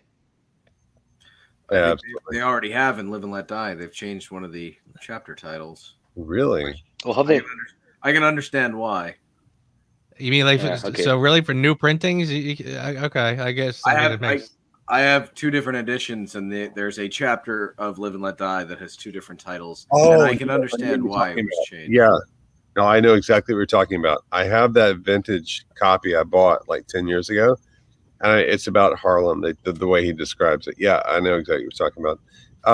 But yeah, like Dr. No is like replete with stuff that will never be reproduced. For a reason. And I got what you're saying. But if you read the GoldenEye book about where Fleming was like made, I think the guy who his name slips my mind, but he says that Fleming was writing as a British gentleman, former naval officer of the times in Jamaica, still trying to relive his like colonial lifestyle, and that's why he loved Jamaica so much. And then when you read that and then you go back and read like the Bond books written about Jamaica, you're like, oh my gosh, I completely see what Fleming was talking about. He was comfortable being that pre-colonial deconstruction guy living in Jamaica as a colonist or as a colonizer. And it makes total sense when you read it, but you got to like read it before you go back and read the older Bond books. And that's why, the context, and it's of its time. It's in a little thing of its time, and in that context, it's what it is. And you were talking earlier about moving the film back to the 60s. I had this conversation with a few Bond folks before, if they do that, they'd have to put it in modern terms, so it'd be very PC. You couldn't do that 60s, you know, with Bond Smoke, for example, let alone make, you know, pass marks to Moneypenny and, you know, smut and innuendo that were in the 60s films. It would be very weird to be set in the 60s modern sensibilities, and I think it would just jar too much. You have to either go full all in, which wouldn't get a release. But you know, but here's the, you know, it's funny because, see, I my take on it is slightly different, or maybe not. Like, for example, like Game of Thrones, like I know about it. I never really watched it. From what a lot of people tell me, they said, "Oh my God, it's very violent. There's a lot of rape in it, et cetera, et cetera." Nobody felt the need to tone it down. I mean, if anything, they kind of amped it up, you know. So it seems that I find that people are very selective in what they feel needs to be cleaned up and what doesn't. There are some films, I mean, you watch a Tarantino film, they're throwing that word around all the time. It's very violent. It's very sadistic to almost to an extent. It's fine. But then there are other things where people just say, "Oh no, we can't have that." It's very weird. Like, it's like people sort of have a preconceived context with all these things, you know. And again, some they want to clean up and some they don't. And I don't know why that is. Yeah, it's I think when people talk about him writing for his time, and then they go back, which I've seen this a lot. They'll say, Joseph Conrad, you know, what he wrote about when he was going to the Heart of Darkness. They try to compare that to Fleming, and that's not fair. It's not fair at all, because Fleming's writing of him being in Jamaica, and then it was very neutral and very even, and he was very appreciative of everyone he met in Jamaica. But the irony is that he would write these stories of Bond being in Jamaica and then quote different things that were more like colonial sounding. And I never understood that, because as a kid, like, I'll read these, I'm like, well, he's stating all these like colonial aspects of how like Europe thought of Jamaica and the colonies, like even India and all these other places, not to get off point, but that they would think romantically about these places. Remember when we used to own this country and own this island and run things? But then if you look at the memoirs of Fleming, he's in love with the people. Like he is not speaking like a colonial minded guy, but he writes that of his Bond in his characters, which I thought was very odd. Yeah, and plus there's a good argument too. I kind of feel like if we went back and cleaned up all of these things that have the racism of the era, well, kids from future generations will look back and read these and be like, "What are you talking about? There was no racism. There was never any racism. What are you guys talking about?" So how are they going to know that these things had actually happened if we get rid of it all? Yeah, that's true. You're 100%. There's moments. There are moments in time, and even if you go back to Skyfall, the shower scene. I've heard a lot of people talk about the shower scene where he goes in there and he forces himself on. You think anything of it. Now you look back and go, "Oh well, maybe." So your time moves on, and the morality changes a little bit. But you know, Bond, as most cinema, is fixed in time, and it's good to see that. It's good to have that there as a reflection of the times. And I think Joe mentioned it. I think, Joe, you called it like a time capsule in one of your reviews. I think you said, Joseph Conrad and all the books that we read now, T.E. Lawrence, who I'm a huge fan of. Like, you read all of these books, they are legitimate time capsules. And if you filter them out and then get rid of them, then no one's going to have any idea as to what people were thinking of each other at that time and place. Right. Yeah. The whole point of history is to learn from history. Right. I do like the conversation. If you don't read those books or see those films, because of that part, you are missing out so much on pop culture. Brilliant, fantastic writing. Some of the best writing, I think, in the 50s, early 60s. Mark Twain. Mark Twain's a good point. Yeah. James Bond, San Diego. Yeah, absolutely, Mark Twain. I mean, if you didn't have Mark Twain, then no one would visit San Diego. Oh yeah, yeah. Do you know where the biggest collection of original Ian Fleming works are? What university in the United States? Kyle, Yeah. I want to give 15 points for that. Isn't it? Damn it! Yes, it's Indiana, University of Indiana. You can actually go put on the white gloves and then pick up original manuscripts from Fleming, and then you can read like all the original books. They're all there. I really thought I was going to win some points for that, but still 3 points down. If you know anything about Young Bond or the comic books, you'll beat me. No. Just Timothy Dalton and Pierce Brosnan, which apparently was the only deck that Joe brought. But yeah, I thought that was amazing. My father went to Purdue, and I found out that you can go to the University of Indiana and like put the gloves on and pick up the actual books and then look through Ian Fleming's novels, where he actually even wrote in the margins like different little notes after the book was printed. He's like, this should have been changed, and I like this and not that. I thought it was pretty amazing. But why Indiana, I don't know. That's interesting. Yeah, I wonder why that is. So this, I tell you what, I mean, this conversation's been spectacular. But should we do another round of trivia? I have to go put my kids in bed. Oh. I ignored I actually helped make dinner. Yeah. And then we fed the kids, and then she took over. So now the fact that the house is quiet, I feel like kids are being beaten. Like, don't be loud. Your father's doing something outside. How about this? How about let's do two? Let me see if I can actually get one of the two. And then you guys can continue. I want more than 3 points. Joe, are you drinking petrol there? You're drinking gas. What are you? No, it's just I got a gallon of water here. I've been drinking. Right. Good job. Yeah, I drink a gallon a day. Do you really? Yep. Yeah, I picked that up from one of my buddies back in the teams. Yeah, so like I take my little gallon of water around every day, make sure I finish it. Oh, nice. I've been trying to sort of up my water intake. Yeah, definitely not up to a gallon for sure. But are you doing like apple cider vinegar and all that stuff, or chia seeds? Or anything?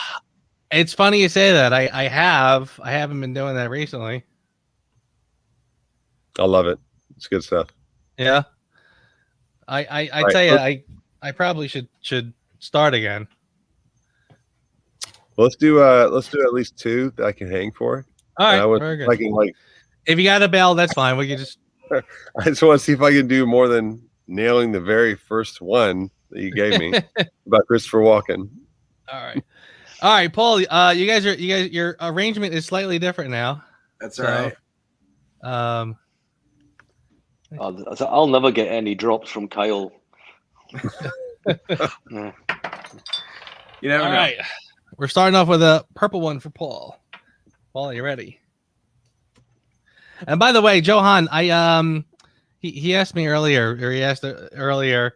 I totally dropped the ball tonight. I completely forgot to make announcements and whatever that we were doing this tonight. I walked up right before 8 o'clock to sit down. I'm like, I didn't even set this up. What the heck? Oh, sorry about that. Okay, purple question. Paul, how many angels of death has Blofeld gathered? 12. 12 is correct. Nicely done. All Chris, right. who is Pierce Brosnan's tailor? Brunelli. What is his middle name? What's Chris. his middle name? Chris, who's the girl that Pierce Brosnan took to his prom? Yeah. Evil. Dolly Parton. All right, this one, Chris, I think this one is reasonable. Okay. In what country was most of Thunderball filmed? Nassau, Bahamas. Bahamas is correct. Absolutely. Nicely done. Disguised as Morocco. Tanzania. Johan, I went through the whole other stack, so I'm basically, this is a new pack. So yeah, you might start seeing repeats now. All right, Kyle, you ready? What Bond producer has a cameo as the chief of police? That would be Michael G. That would be a reasonable guess under any circumstance, but yes, he was the chief of police in Casino Royale. Okay, Paul, you ready? Who is hidden in the closet while Bond takes Andrea to bed? Mary Goodnight. Mary Goodnight is correct. Mhm. All right, Chris, the pressure's on. Oh, here we go. Pedro, have a good night. Thank you for popping on. All right. Morton Slumber is the president of which country? Morton Slumber is the president of which company? Slumber Incorporated. Slumber Incorporated, absolutely. Slumber Incorporated Mortuary. Nicely done. I'm hanging in here. Let's do this. Kyle, what vehicle does Bond ultimately use to get to Drax's secret headquarters in Brazil? He uses a hang glider. Hang glider is correct.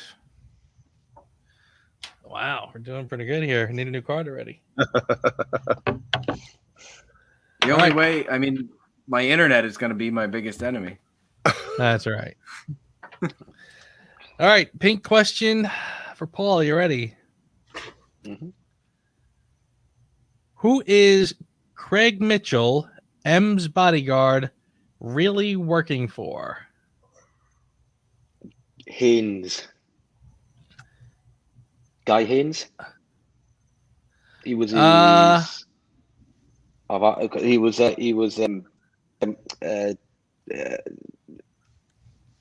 Was he not Guy Haynes? I'm sure he was related to.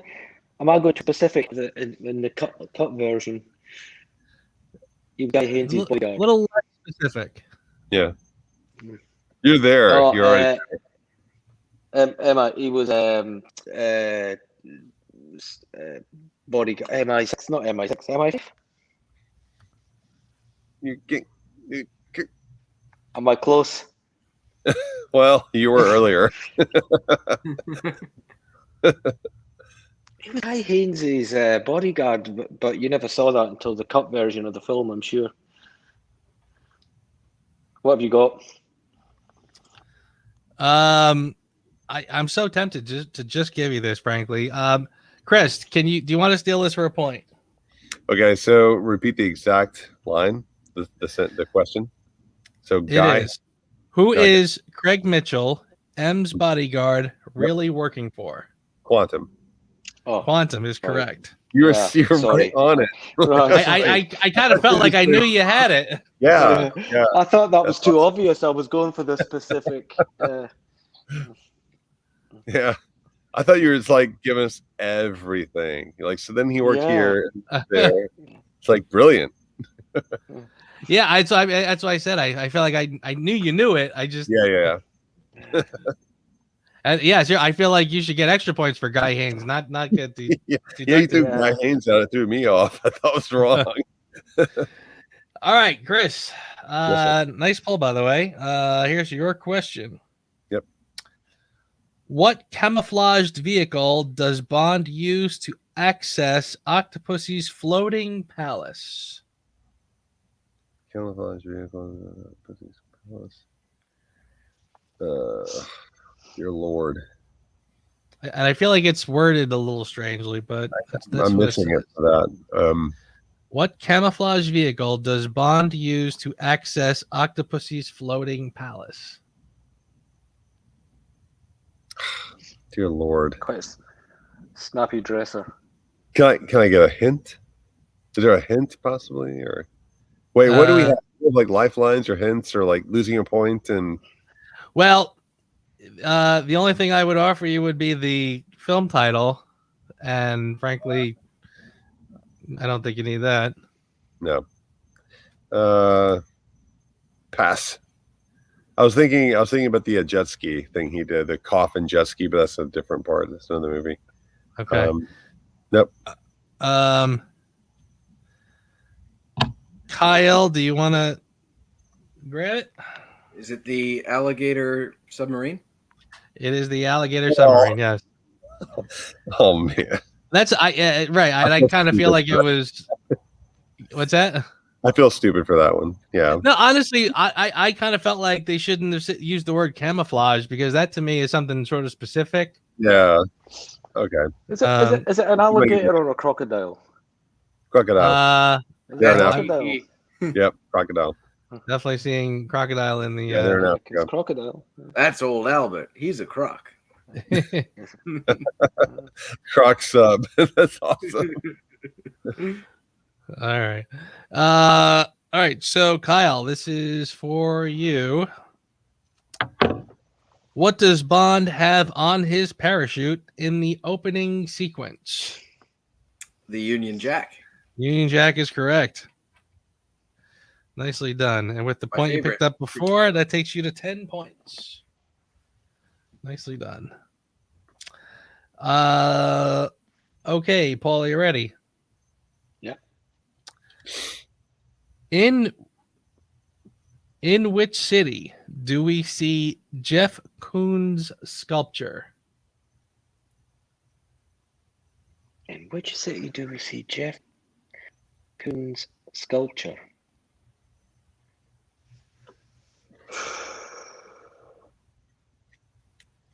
You guys know that? No. Please try and get it. Jeff Koons' sculpture. Is it the glass? Is it this in Moonraker? That is not correct. Chris, do you want to take a shot? Morocco. No, I don't. That is also not correct. Kyle, do you know this one? Who the hell is Jeff Koons?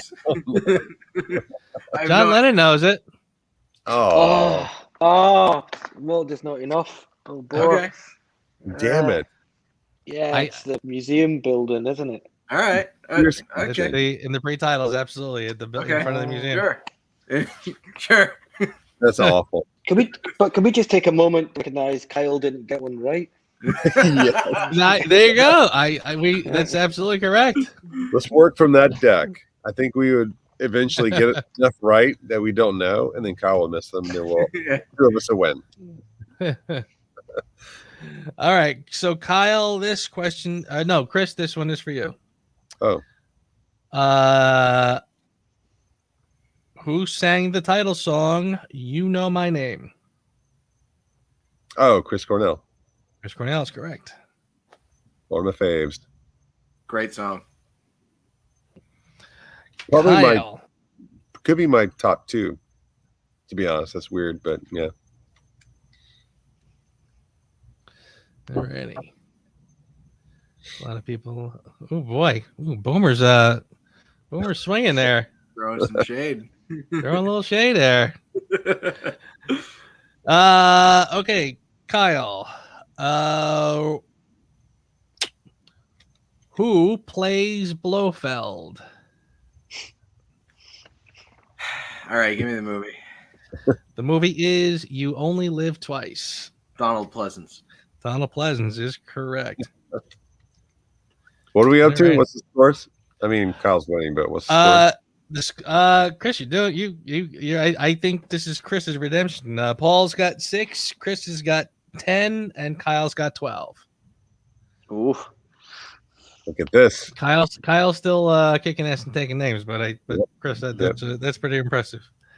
And this one is for Paul. Am I right? Yep. Okay, and that's why I need a new card. Blue. All right, Paul, you ready? Which future Best Actress Oscar nominee played Miranda Frost? British actor. Oh, it's having a memory block. we did a lot. I just watched a film 2 nights ago.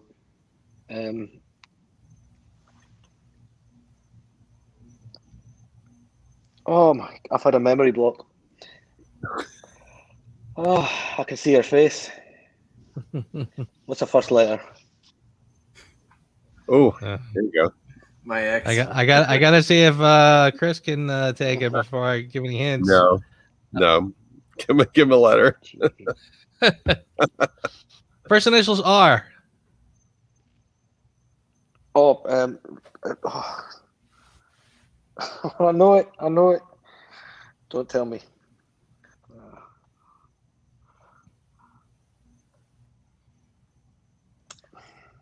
I've completely gone. God damn it. Go on, Kyle. Go ahead, Kyle. Rosamund Pike. That's it. Kyle, did you know that one? Oh, he's just in the nick of time.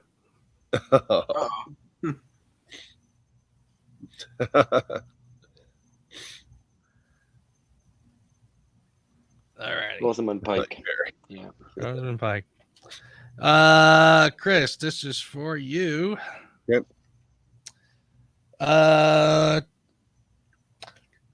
How much money does Draco offer Bond as a dowry to marry? I want to say 1 million pounds. Very nice. Yes. Exactly, 1 million pounds. You even got the denomination correct. Well, Yeah. nicely done. Nicely done. Conversion right away. I was ready. There you go. Grant O'Brien, Shirley Bassey. All righty. Kyle, you ready? I am. All righty. What type of vehicle does Bond push Tee-hee from the window of? A train. Train is correct. And I'm getting to know all of these questions very well just from the last go around. All right, Paul, you ready?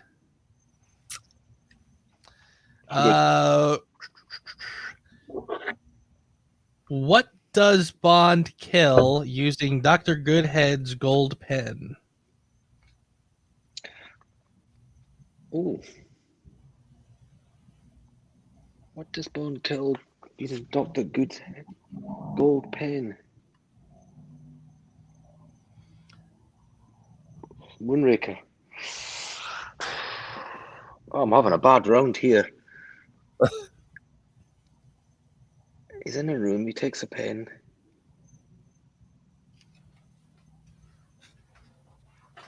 Does he do it in the bedroom? God, I can't remember the film. I'm trying to think.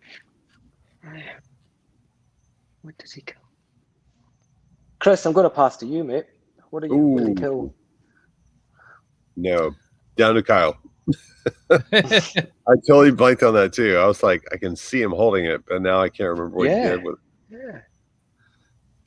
Kyle just ducked out in the nick of time. Uh-oh. Kyle, what is it? Huh? Is this still the gold pen question? Yes. Yeah. Yep. He kills the snake. He kills the snake. I like Talia's answer better, but yes, he kills the snake. Kills the is that in the pool when they fall in the so Yep. it is. Yeah. Did anybody this might be just me, but did anybody ever play that in the pool with like one of those noodles? Yeah, I did it. Yeah, I did with our floating unicorn the other day.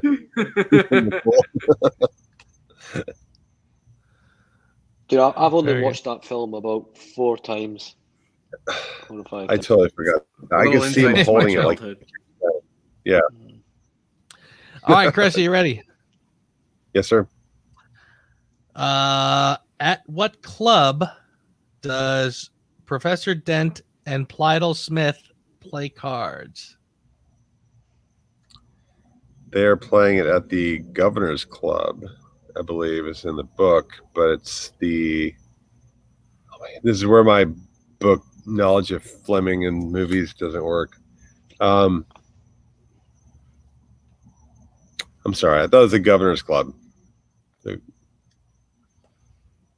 The Governor's. Yeah, I thought that's what it's called, but maybe in the book I'm misremembering. Kyle, you want to take a shot at it? Oh man, Kyle, every time I need Kyle. No, wait, it's the Queen. In the movie, it's the Queen's Club. No, I'm probably wrong. Queen's Club is correct.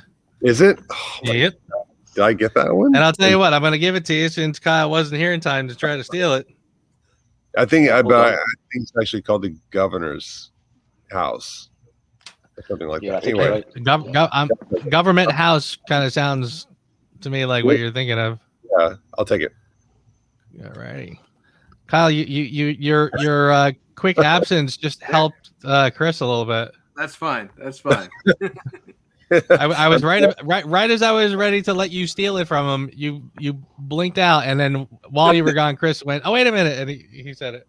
I texted him. I was like, "Hey, give me a second." There is a typhoon outside, so I keep getting my internet is all sorts of screwed up. Oh, jeez.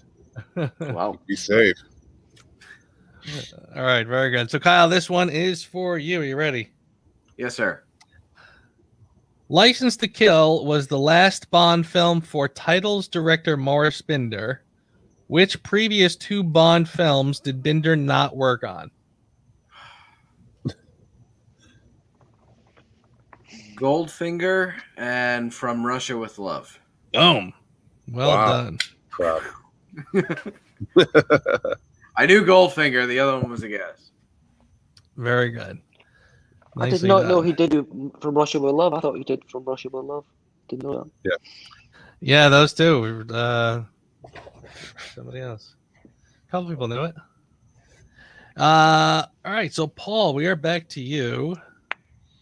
And I need a new card. Oops. Try to keep it under the table. Orange. That's something different. I don't know if you can see my. Let's go. There we go. Yeah. All right. Orange is a behind-the-scenes question, by the way. I should have mentioned the categories. Where was the car chase on ice filmed? I'm dying as a day. Iceland? Iceland is correct. Oh, nice. Nicely done. Bringing your score to 9. Chris is way up ahead. Chris is kicking ass today. This is why Chris is all of a sudden forgot about the kids. Yeah, they're good. They're good. Yeah. Wife's got them. That's right. She's got it. No problem. You're good, right on? Dalton, I'm putting him in bed. All right. Chris, who plays Elliot Carver? Dear Lord. Totally blanked. Nope, no phone a friend. I have no idea who to wait. Elliot Carver. No, I don't have it. Kyle, you want to try to steal it? What was the Ooh. question? Who plays Elliot Carver? Jonathan Pryce. Jonathan Pryce is correct. Cheese and crackers. And Who was taking gonna your play him? score to 21 points. Oh, Nicely done. good job. That was good. The final score, Paul's got 9, Chris has got 17, Kyle's got 21. Nicely Nice. done, Chris. Absolutely. Oh, Nice round. Well done. definitely got on a roll with some really good cards. But yeah, the way to pull it out. Good job. That was Nicely great. done. Super fun. Really, I really thanks so much for having me. And No, no everyone. problem. You know, this is so fun. I mean, Yeah, I like awesome, guys. Loved it. is it tonight. Is it next week? When are we doing this? And every time you have one on, like I have it playing in the house. So I love like hearing the question. Yeah, well, actually, this is the last night because I said I was doing March Madness.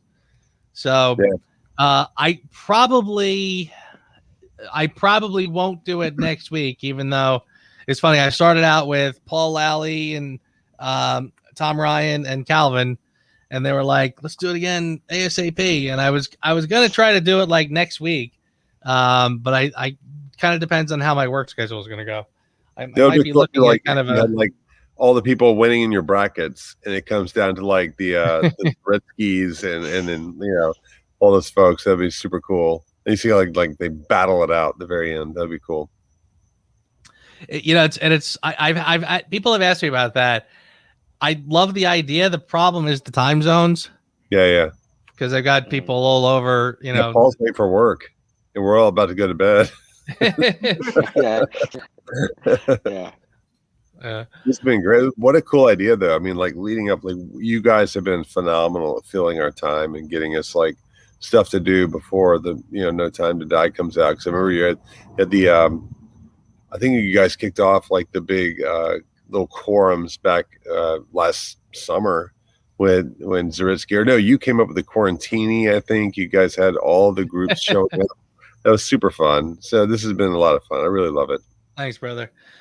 Josh has got a great question, great idea. Do it once a month with fan submitted questions. That is a great question. So I'm not repeating and some of these questions are kind of off. So not off, but I mean like occasionally they're a little just worded funny or just kind of like Like I heard like a couple of weeks ago, it's kind of like, who's the guy that did?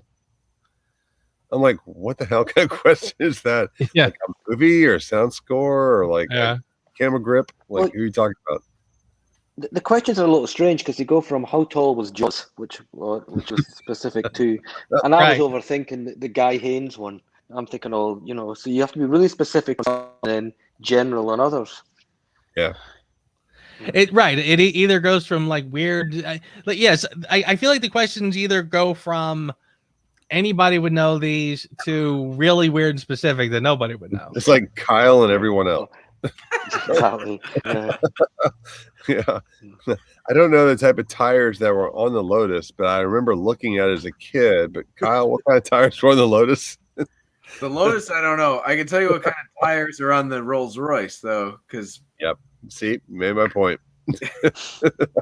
When he breathes out of them, you can clearly see Michelin paid for this scene. Tim says we need more never say never again questions. Great. That's a good point there. Yeah. This has been great. I really appreciate it. Thanks, brother. Thanks for doing it. And seriously, thanks for everybody for like Paul, I literally totally forgot to even mention it to you. Like I said, I kind of dropped the ball this week, so I'm glad you were available and around. Yeah. Yeah. Luckily, I'm off for a couple of days from work, so you hit the sweet spot. Perfect timing. I had plenty of time to die. All right, fingers crossed for October for us. But Paul, do you get it in September or October? We get the same day. I think we I think in Australia, because of the time, will probably get it before everybody else, like a day or so. So there you go. No spoilers for me. I'll probably see it a day before the UK, and so that's a day or two before the US, I think, isn't it? Tomorrow's news today. Yeah, exactly. Well, I'm gonna try and get the. We did the Spectre, I think, in IMAX. So the boys, I'm gonna try and do No Time to Die in IMAX. I'm gonna go like soon, see if they're like Fandango here is gonna start pre-selling tickets in a month or so. Let's see if we can get them for sure. Yeah. Well, if I could do a little advert, I'd run a James Bond radio station Melbourne. We've got 400 members, and I was trying to organise IMAX for Melbourne for the last show, and we had about 50 people coming. So if I can get to 100, hire the whole IMAX. So anybody who's watching this who happens to be in Melbourne or is in Australia at that time. Yeah, Josh is asking about that. Where are you in Australia? Yeah, Melbourne, Josh. So you and any of your colleagues, friends are about. I'm trying to hire the IMAX. So it's James Bond Radio Station Melbourne. We've got a Facebook site there, so please pop on. Yeah, I might do the same with the folks down here in Tampa. Like with there's a bunch of us down here in Florida. Maybe we could do like a whole weekend, like get together, do a barbecue, and like go watch the movie together, and like send some pictures, your way. That'd be a lot of fun. Yeah, there's a whole bunch of Bond people in Florida. Yeah. Yeah. Oh yeah. Good I stuff. saw Richard Skellman popped in earlier. Cool. Yeah. I don't know if you know Richard, but he's no, I know the name. Yeah, does a lot of. He did a lot of Bond travel trips, organizing, and great stuff. Didn't you go to Key West, or was it Zaritsky went to Key West? No, I was there. I was there. You got Zaritsky washed was out with by a us. hurricane at some point. What's I that? think. Didn't you get washed out by a hurricane at some point? That was the Skillman trip. Yeah. Okay. Skillman, he organized the cruise that we were supposed to go. It was supposed to be Key West, Bahama, Key West, Jamaica, Bahamas, and we kind of the Bahamas is what got screwed up. Oh, that sucks. So that was the now one. You gotta come down here. Yeah. That was the planes, trains, and automobiles trip. Totally. It was I mean, it was bonkers. It was great because I ended up spending like 4 days, extra days in New Orleans with Anders. You know Anders. I know of him. Yeah, I mean he's a great guy. So we bunked together for a while, and I think I bunked with Psylocke for 1 day, and then he left, and then I went over and crashed in Andrew's room for at least 2 more days, if not 3. So yeah, it was a lot of fun. It was it was weird. I mean, but yeah, the transplanes and automobiles part was Yeah, those are the best stories though. Like things get all messed up and you have no itinerary, they're the best. yeah. Well, Yeah. except not going to Bahamas, that sucks. That did suck, yeah. But the Bahamas has the worst luck. I don't know when who was I talking to just recently, but somebody brought up that time we were trying to go to the Bahamas and the hurricane came and just totally ruined it. The next time I was in the Bahamas was not long after their most recent hurricane, so we couldn't get to the Ocean Club. The Ocean Club got clobbered. So wow. I'm not even sure how. I think the Ocean Club is back up and running now. I hope so. Yeah, it was Harris stayed there like earlier this year. Nice. Okay. Yeah, my wife and I, when I took her to the Bahamas the first time, we got off at the Atlantis, and then we're walking past a couple of the other places, and there's these little plastic cups like all on the beach. And I asked one of the guys who was like cleaning them up, I was like, what is this? He goes, these are the cups from the room. They drink their rum for free and they bring their cups out and they drop them on the beach. So my wife was like, are the Bahamas like this? And I go, no. So we hopped in a cab and we went straight to the one and only, the Ocean Club. And then we got up there and there's no one on the beach. We ate at the Dune restaurant and we hung out. We changed clothes. We went swimming in the water. And I was like, this is the Bahamas. It's beautiful, well kept. But then we decided to walk all the way back instead of taking a cab. And then as we got closer to those hotels, like more little plastic cups were showing up on the beach. And I was like, okay, we're getting close to the cruise ship folks. So just let you know, that's that Bahamas. And this is this Bahamas, Nassau. So, yeah. Pretty funny. Lovely. Yeah. I love it. It's great. But thank you guys so much. This has been amazing. I'm going to go make sure my house is completely quiet and then I can go to bed without putting kids to bed. Very good. Yeah. Well, thank you, Chris. Seriously, I'm glad we finally got around to doing this. This is a lot of fun. Thanks, guys. Yeah. Great to meet you, Chris. by the way. Nice guy, Chris. Good to you, Kyle. Good to be reprogrammed when we're being, there's some more knowledge by the sounds of it. Get your. We could chill a little longer if you guys want to. I'm not unless. Yeah, fine. Yeah. I'll have a couple of hours. See you guys. Plenty Take care. left. All right, Chris, be good. And I just plugged in, so hopefully I won't keep getting bounced out and bounced back in, bounced out, bounced back in. Where are you, Kyle? Where are you based? Long Island. So I'm in the suburbs of New York City. Oh, okay. Yeah. Lovely.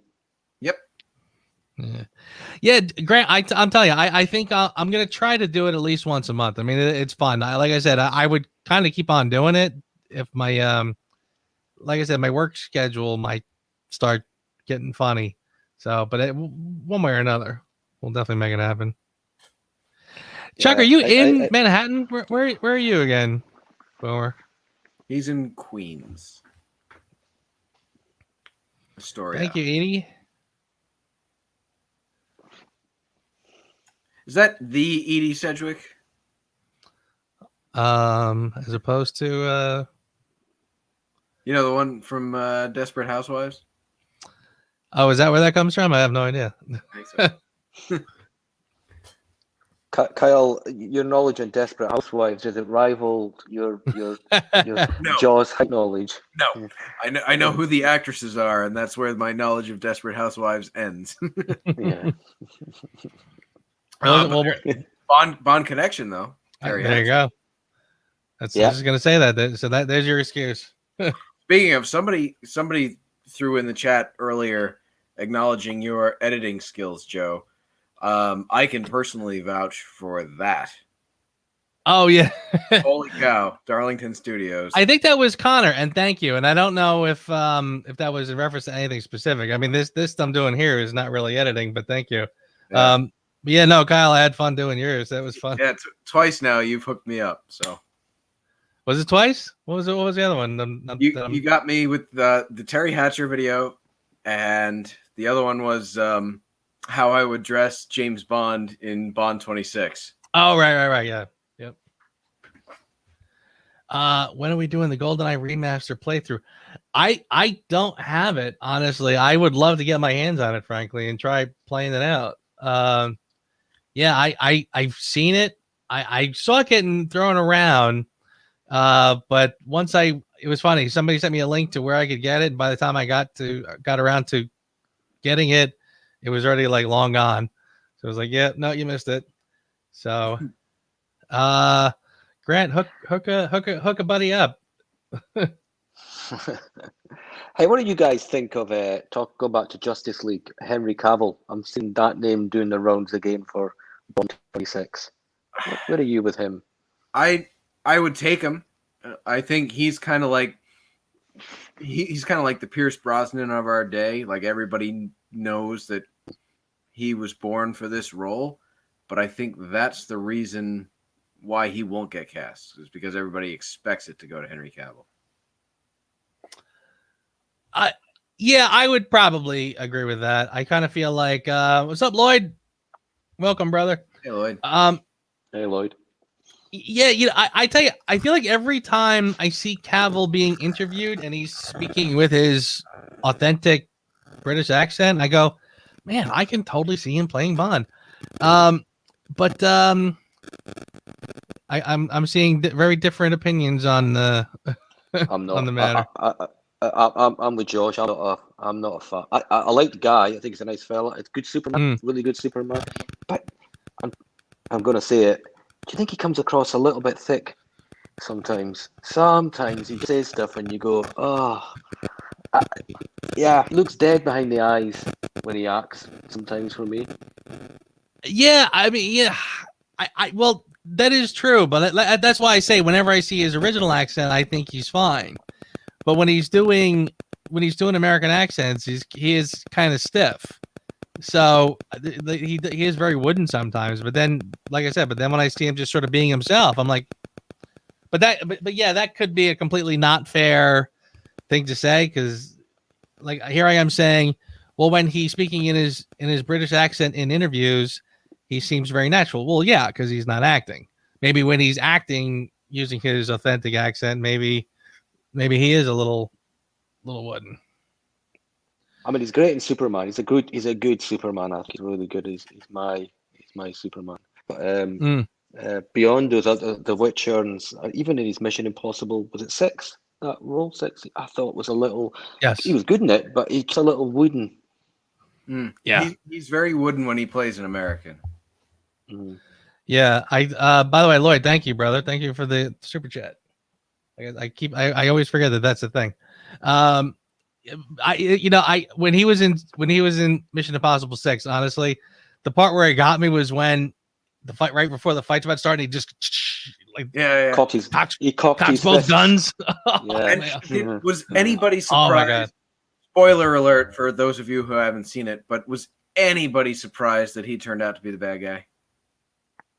No, I mean, that to me was, I kind of felt like was that supposed to be a surprise even? Yeah,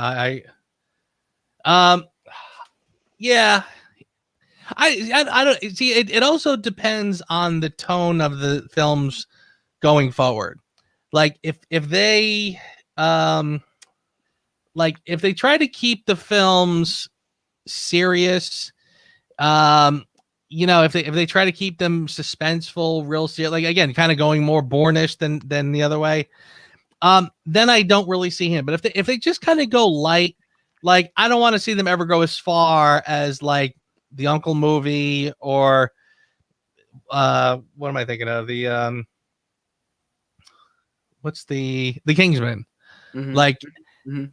I mean that satire. I probably shouldn't even throw that out there. But I mean, but you can see them kind of going in a lighter direction. If they did that, then I can see Cavill. But again, if they want to keep it realistic, then no. Who are Yeah. your picks? I really don't have any, to be honest with you. People ask me all the time, but I'm kind of not up on a lot of shows these days. Like people will throw out these TV shows. I'm like, I haven't seen it. So I really couldn't even give you an intelligent answer, really. Have you watched? There was only one. There was only one Bond for me, Kyle, in the last Beyond, and he's too old now. But Michael Fassbender, I thought would have Yes. That's awesome. He'd be my first choice. Also, I think unfortunately he's too old now, but Fassbender's always been my guy ever since Inglourious Bastards. Yeah. Dan Stevens, somebody. I was watching a film with him a couple of days ago, and I said to my wife, with a bit more bulk and a bit more grit on him, Dan Stevens could be a good Bond. I just watched the Elton John movie Rocket Man. Richard Madden could do it. He plays John Reed in Rocket Man.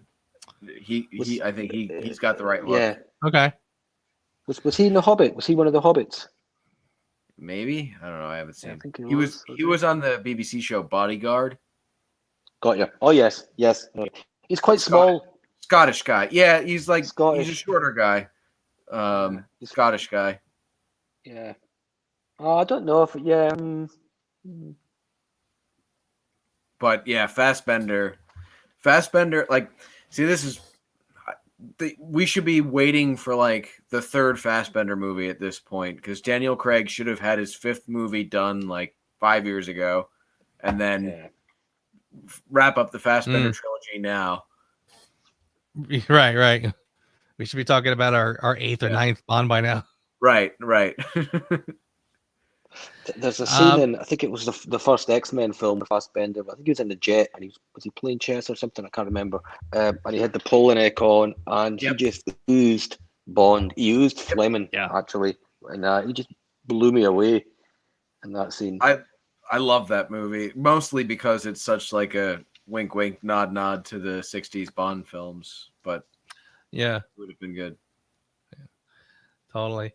And sometimes too, I say to myself, like, just I would like to see them just go with an unknown. It's almost like, for the same reasons that I feel like Casino Royale wouldn't have had the same punch if it had a familiar Bond playing him. I think the fact that was Craig's first, and as far as I was concerned, he was relatively unknown. I kind of feel like for a similar reason, go do with a relative unknown Bond. I mean, seriously, I think the women in the Bond films of Craig's, for me, have, I think, 90% been completely unknown. Yeah. And I think that really adds to it. Like, I think that's you know what I mean? The fact that I don't recognize them is a home run.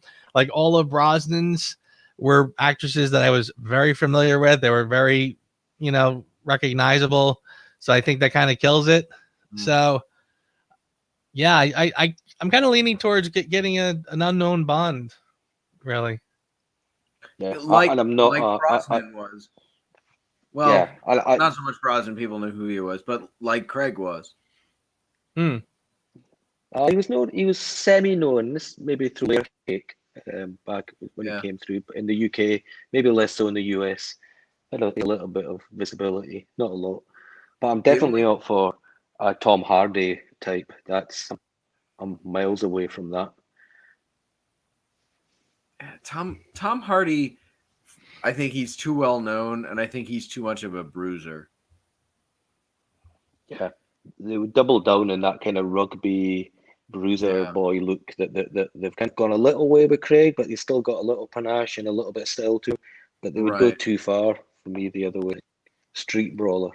Yeah. Lloyd makes a great point. I don't care who it is. I just wish we knew already. Right. Just make a movie. Grant, thank you. I will. I'll check it out. Idris Elba, back again, too old now, but back in the day, Too old. He would have been good 15 years ago. Yeah. I would definitely have watched him. And to be totally honest, I'm not 100% sold that this is going to be Daniel Craig's last Bond movie. I think if No Time to Die is a smash, like Casino was, I think he might. They could tempt him back. Barbara loves him, and the fans love him, and the public film-going audience loves him. So I wouldn't be surprised. It depends how they end the film, doesn't it? Not want to give anything away, but it depends where they go with the film. True. If they may draw a line under it. Barbara won't give up on, will she? She will do it till he's in his 60s. Right. Which is what, 3 years from now. So yeah, it's I can almost see it. You know, it's funny. You guys, I know we talked about the Snyder Cut real quick earlier, and people are speculating like if this thing does really, really well, do you think it'll restart the Snyderverse? And I kind of feel like under normal circumstances, yeah, but I think Warner Brothers is kind of so far past that at this point that they don't want to have to backtrack. But I mean, yeah, if this does really, really well, I could see Barbara begging, trying to. You see, the thing is, I think my theory has always been that Craig wanted to go out on a high note. So if he gets it, he might just be gun shy enough to be like, true, I'm leaving on a good one. Let's not mess with fate. But money talks. It always does, yeah. Yeah, but the pandemic and stuff will have impacted him as well, where he's probably had enough distance. Sure. Yeah, there's enough distance between the last one and where he's headed in a year or two's time, I think. And yeah, I think we can safely assume the baton would go. The question less about who's going to be the next Bond is who's going to own Bond in the next few years. I mean, there's a sense that the Broccoli's, Eon could pass it on, and then we're in a completely different space. I don't think Eon is going to sell their piece. I think what's for sale is MGM. So, like, MGM might be purchased by, and I hope it isn't Disney, but it could be Disney or Apple, or somebody might buy MGM. I think the Broccoli Wilson family is always going to be involved. I don't think they're going to sell. I don't know. I don't know. I think, yeah, that's a great question, because I have to wonder. I would think Barbara Broccoli feels loyalty to her father's legacy to not want to give it up, but I think she, frankly, could care less. I shouldn't say care less, but I think she's very interested in other projects. You know, I think she appreciates the fact that she was gifted what she was gifted, but maybe she wanted to do her own thing, so she's a little torn. Hard to say. You could say, you know, particularly the end of an era for her with Daniel Craig going and how she feels about Daniel replacing him. She could maybe not see it, and she may feel that she's, to your point, going out on a high, handing it across post Brosnan, post Craig, left the franchise in a brilliant shape to hand across to somewhere else. So it might be the time to do it. To me, that's where I get a sense. Where would you want it to go? Oh, you know, people have got a real negative or positive view on Disney. If it goes to Disney, it would be commoditized and chunked up. I'm not sure it would. I think that they've done a pretty good job so far. I don't know. Anywhere that just respects the legacy, I think that has a fair understanding of the legacy and doesn't just go for the bottom dollar. I'm not sure you know, it's funny. Any studio. It's funny that a couple of years ago, by a couple, I mean like, say 8 years ago, I would have been like, yeah, sell it to Disney. They'll get a Kevin Feige. They'll do it great. Then all of a sudden, the Star Wars trilogy came out, and I'm like, oh, don't sell it to Disney. But look what Yeah. they've done with Marvel. Look what they've done. The Marvel stuff is awesome. It's really knocking it out the park in a lot Sure. of ways. And they've taken the big swings in there with Guardians of the Galaxy, the TV show that they're doing now. Some real avant-garde. Some of the Thor films are a bit out there as well. Some real interesting directors. So, Mhm. I get the Star Wars. I wonder if that's more Kathleen Kennedy though than Disney. I'm not sure. Could be. And I mean, if it did go to Disney and like Greg Wilson was still involved, then maybe different story. But Johan, I think Michael has a son who I think is involved in some way. Yeah. But I don't think he's that involved. He'd be the successor. At least that's what I hear anyway. I'm not sure. From what I've heard, I'm not sure Greg would be in a place to do it. From some of the Bond rumors, I'm not sure if he would be the heir apparent to it, if I'm honest. 007 theme park. I'd be curious to see what that would be like. Mel and I have discussed this many times. Why doesn't that exist? It would be so much fun.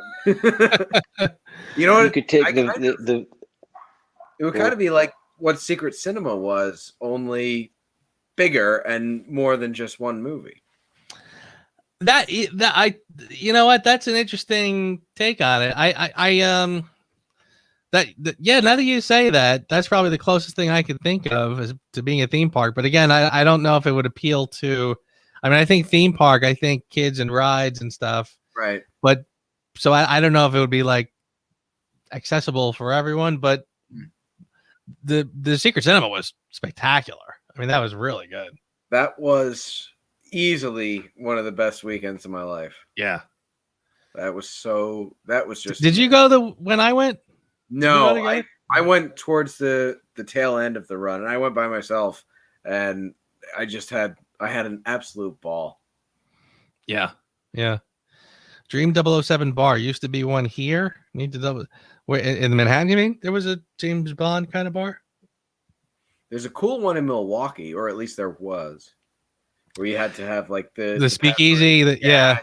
That was a cool place. Never been, but everybody who goes to Milwaukee comes back and tells me about it. Yeah.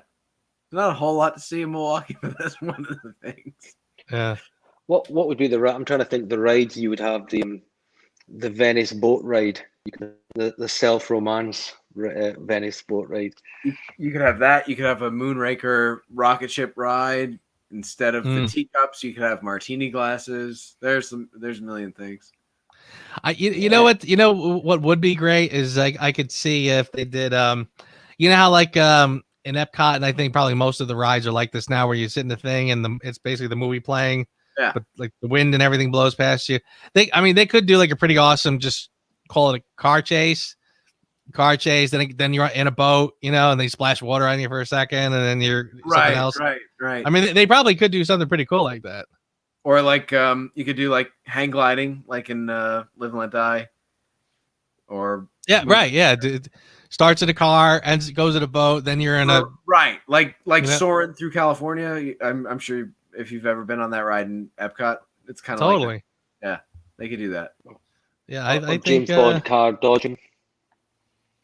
Right. James Yeah. They could kind of make it like an amalgam of a bunch of Bond car chases or whatever, different Bond chases. So there's the ride. Then the rest is just drinking and whatever. Yeah. Oh, I think you could make a lot of rides. You could have a car chase ride. You could have an airplane ride. You could have a hang gliding ride. Yeah, like you got the adult version, which would be you'd have the bottoms up club for the adult version. Right. Right. Well, just really go to town on some of that. Think of all the different restaurants. I mean, between the bottoms up club or the Eiffel Tower or whatever it is, all the different places that Bond goes to eat and drink throughout the films and the books. You can have a good time with it. Yeah. Totally. Scrambled eggs for everyone. Catch Nick in the suitcase as the game. I like that.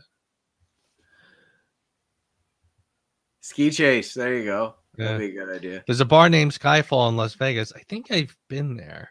There's also a bar called Vesper in Vegas. I've definitely been to that one. Yeah. Yeah, flaming kebabs. Yeah, there's a game. There's a game. Throw the flaming kebab at Throw him at a guy.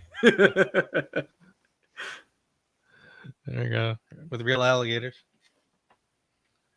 There you go. There's a ride. You have to hop across the alligator. Yeah. Foo. Ooh, yuck. Oh, Grant's got a good idea. The ball torture stunt spectacular. Audience participation. Yeah. We're looking for a volunteer for the stunt show.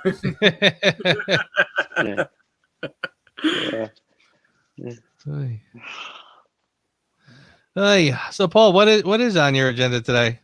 What time is it there now? It is 1:30 and I'm off all day, so I've got the gym this afternoon.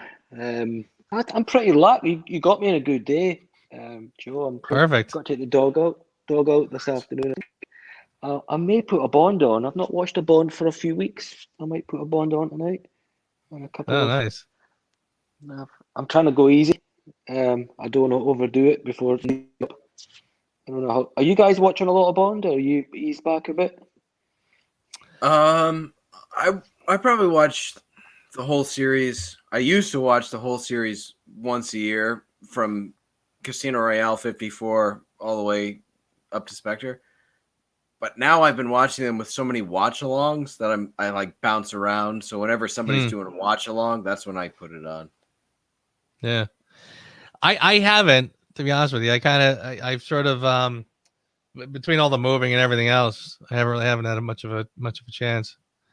But Joe was asking which one I was going to watch. It depends. I know you guys. It depends what mood you're in. If you're in a bit a Roger Moore mood, I think I'm going to pop on a classic Roger. For your eyes only, I think I'm going to go for. Nice.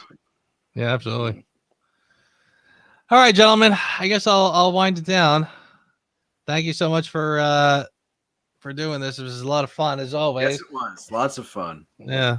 Glad you guys could make it. Yeah. I you think guys hang tight over in the States there and make sure you're staying safe. Yep. Thank you. Yeah, we're doing fine. Like I said, it's getting better. But I kind of feel like, I mean, last year this time it got much better because of the summer. Yep. So I have a feeling it should be a good summer, I think. Yeah, now with people getting their shots. Right, that's the thing too. People are lining up like crazy. I just went to the drugstore before and they had people sign up sheets. So I mean that people are getting them like crazy with no issues. My girlfriend's mother did she get both of hers at this point? I think my girlfriend got her first one. And I think her mother got both. So I mean it's happening quickly. And I just haven't been in a rush because I'm just, relatively healthy and I'm not rushing to the front of the line. So yeah, I think we're gonna be all right. Yeah, good on you. Yeah, good on you. Yeah. And nice to meet you, Kyle. Nice to meet you too. Yeah. You shamed me with your knowledge. I'm going to have to go and seriously. He shames everybody. Don't take it personally. He brought me in as the ringer. You got to bring in next is Connor. He's mate. When you got 7 foot, when you got 7'2", I knew I was a spiral. And that I'm telling you, that was a shot in the dark. Yeah. I'll believe you. All right, guys. Thank you so much again, and we'll be talking soon. What a pleasure. Thanks, Joe. Thanks, Kyle. Thank you, guys. Take care. Have a good night, gents. Night, all.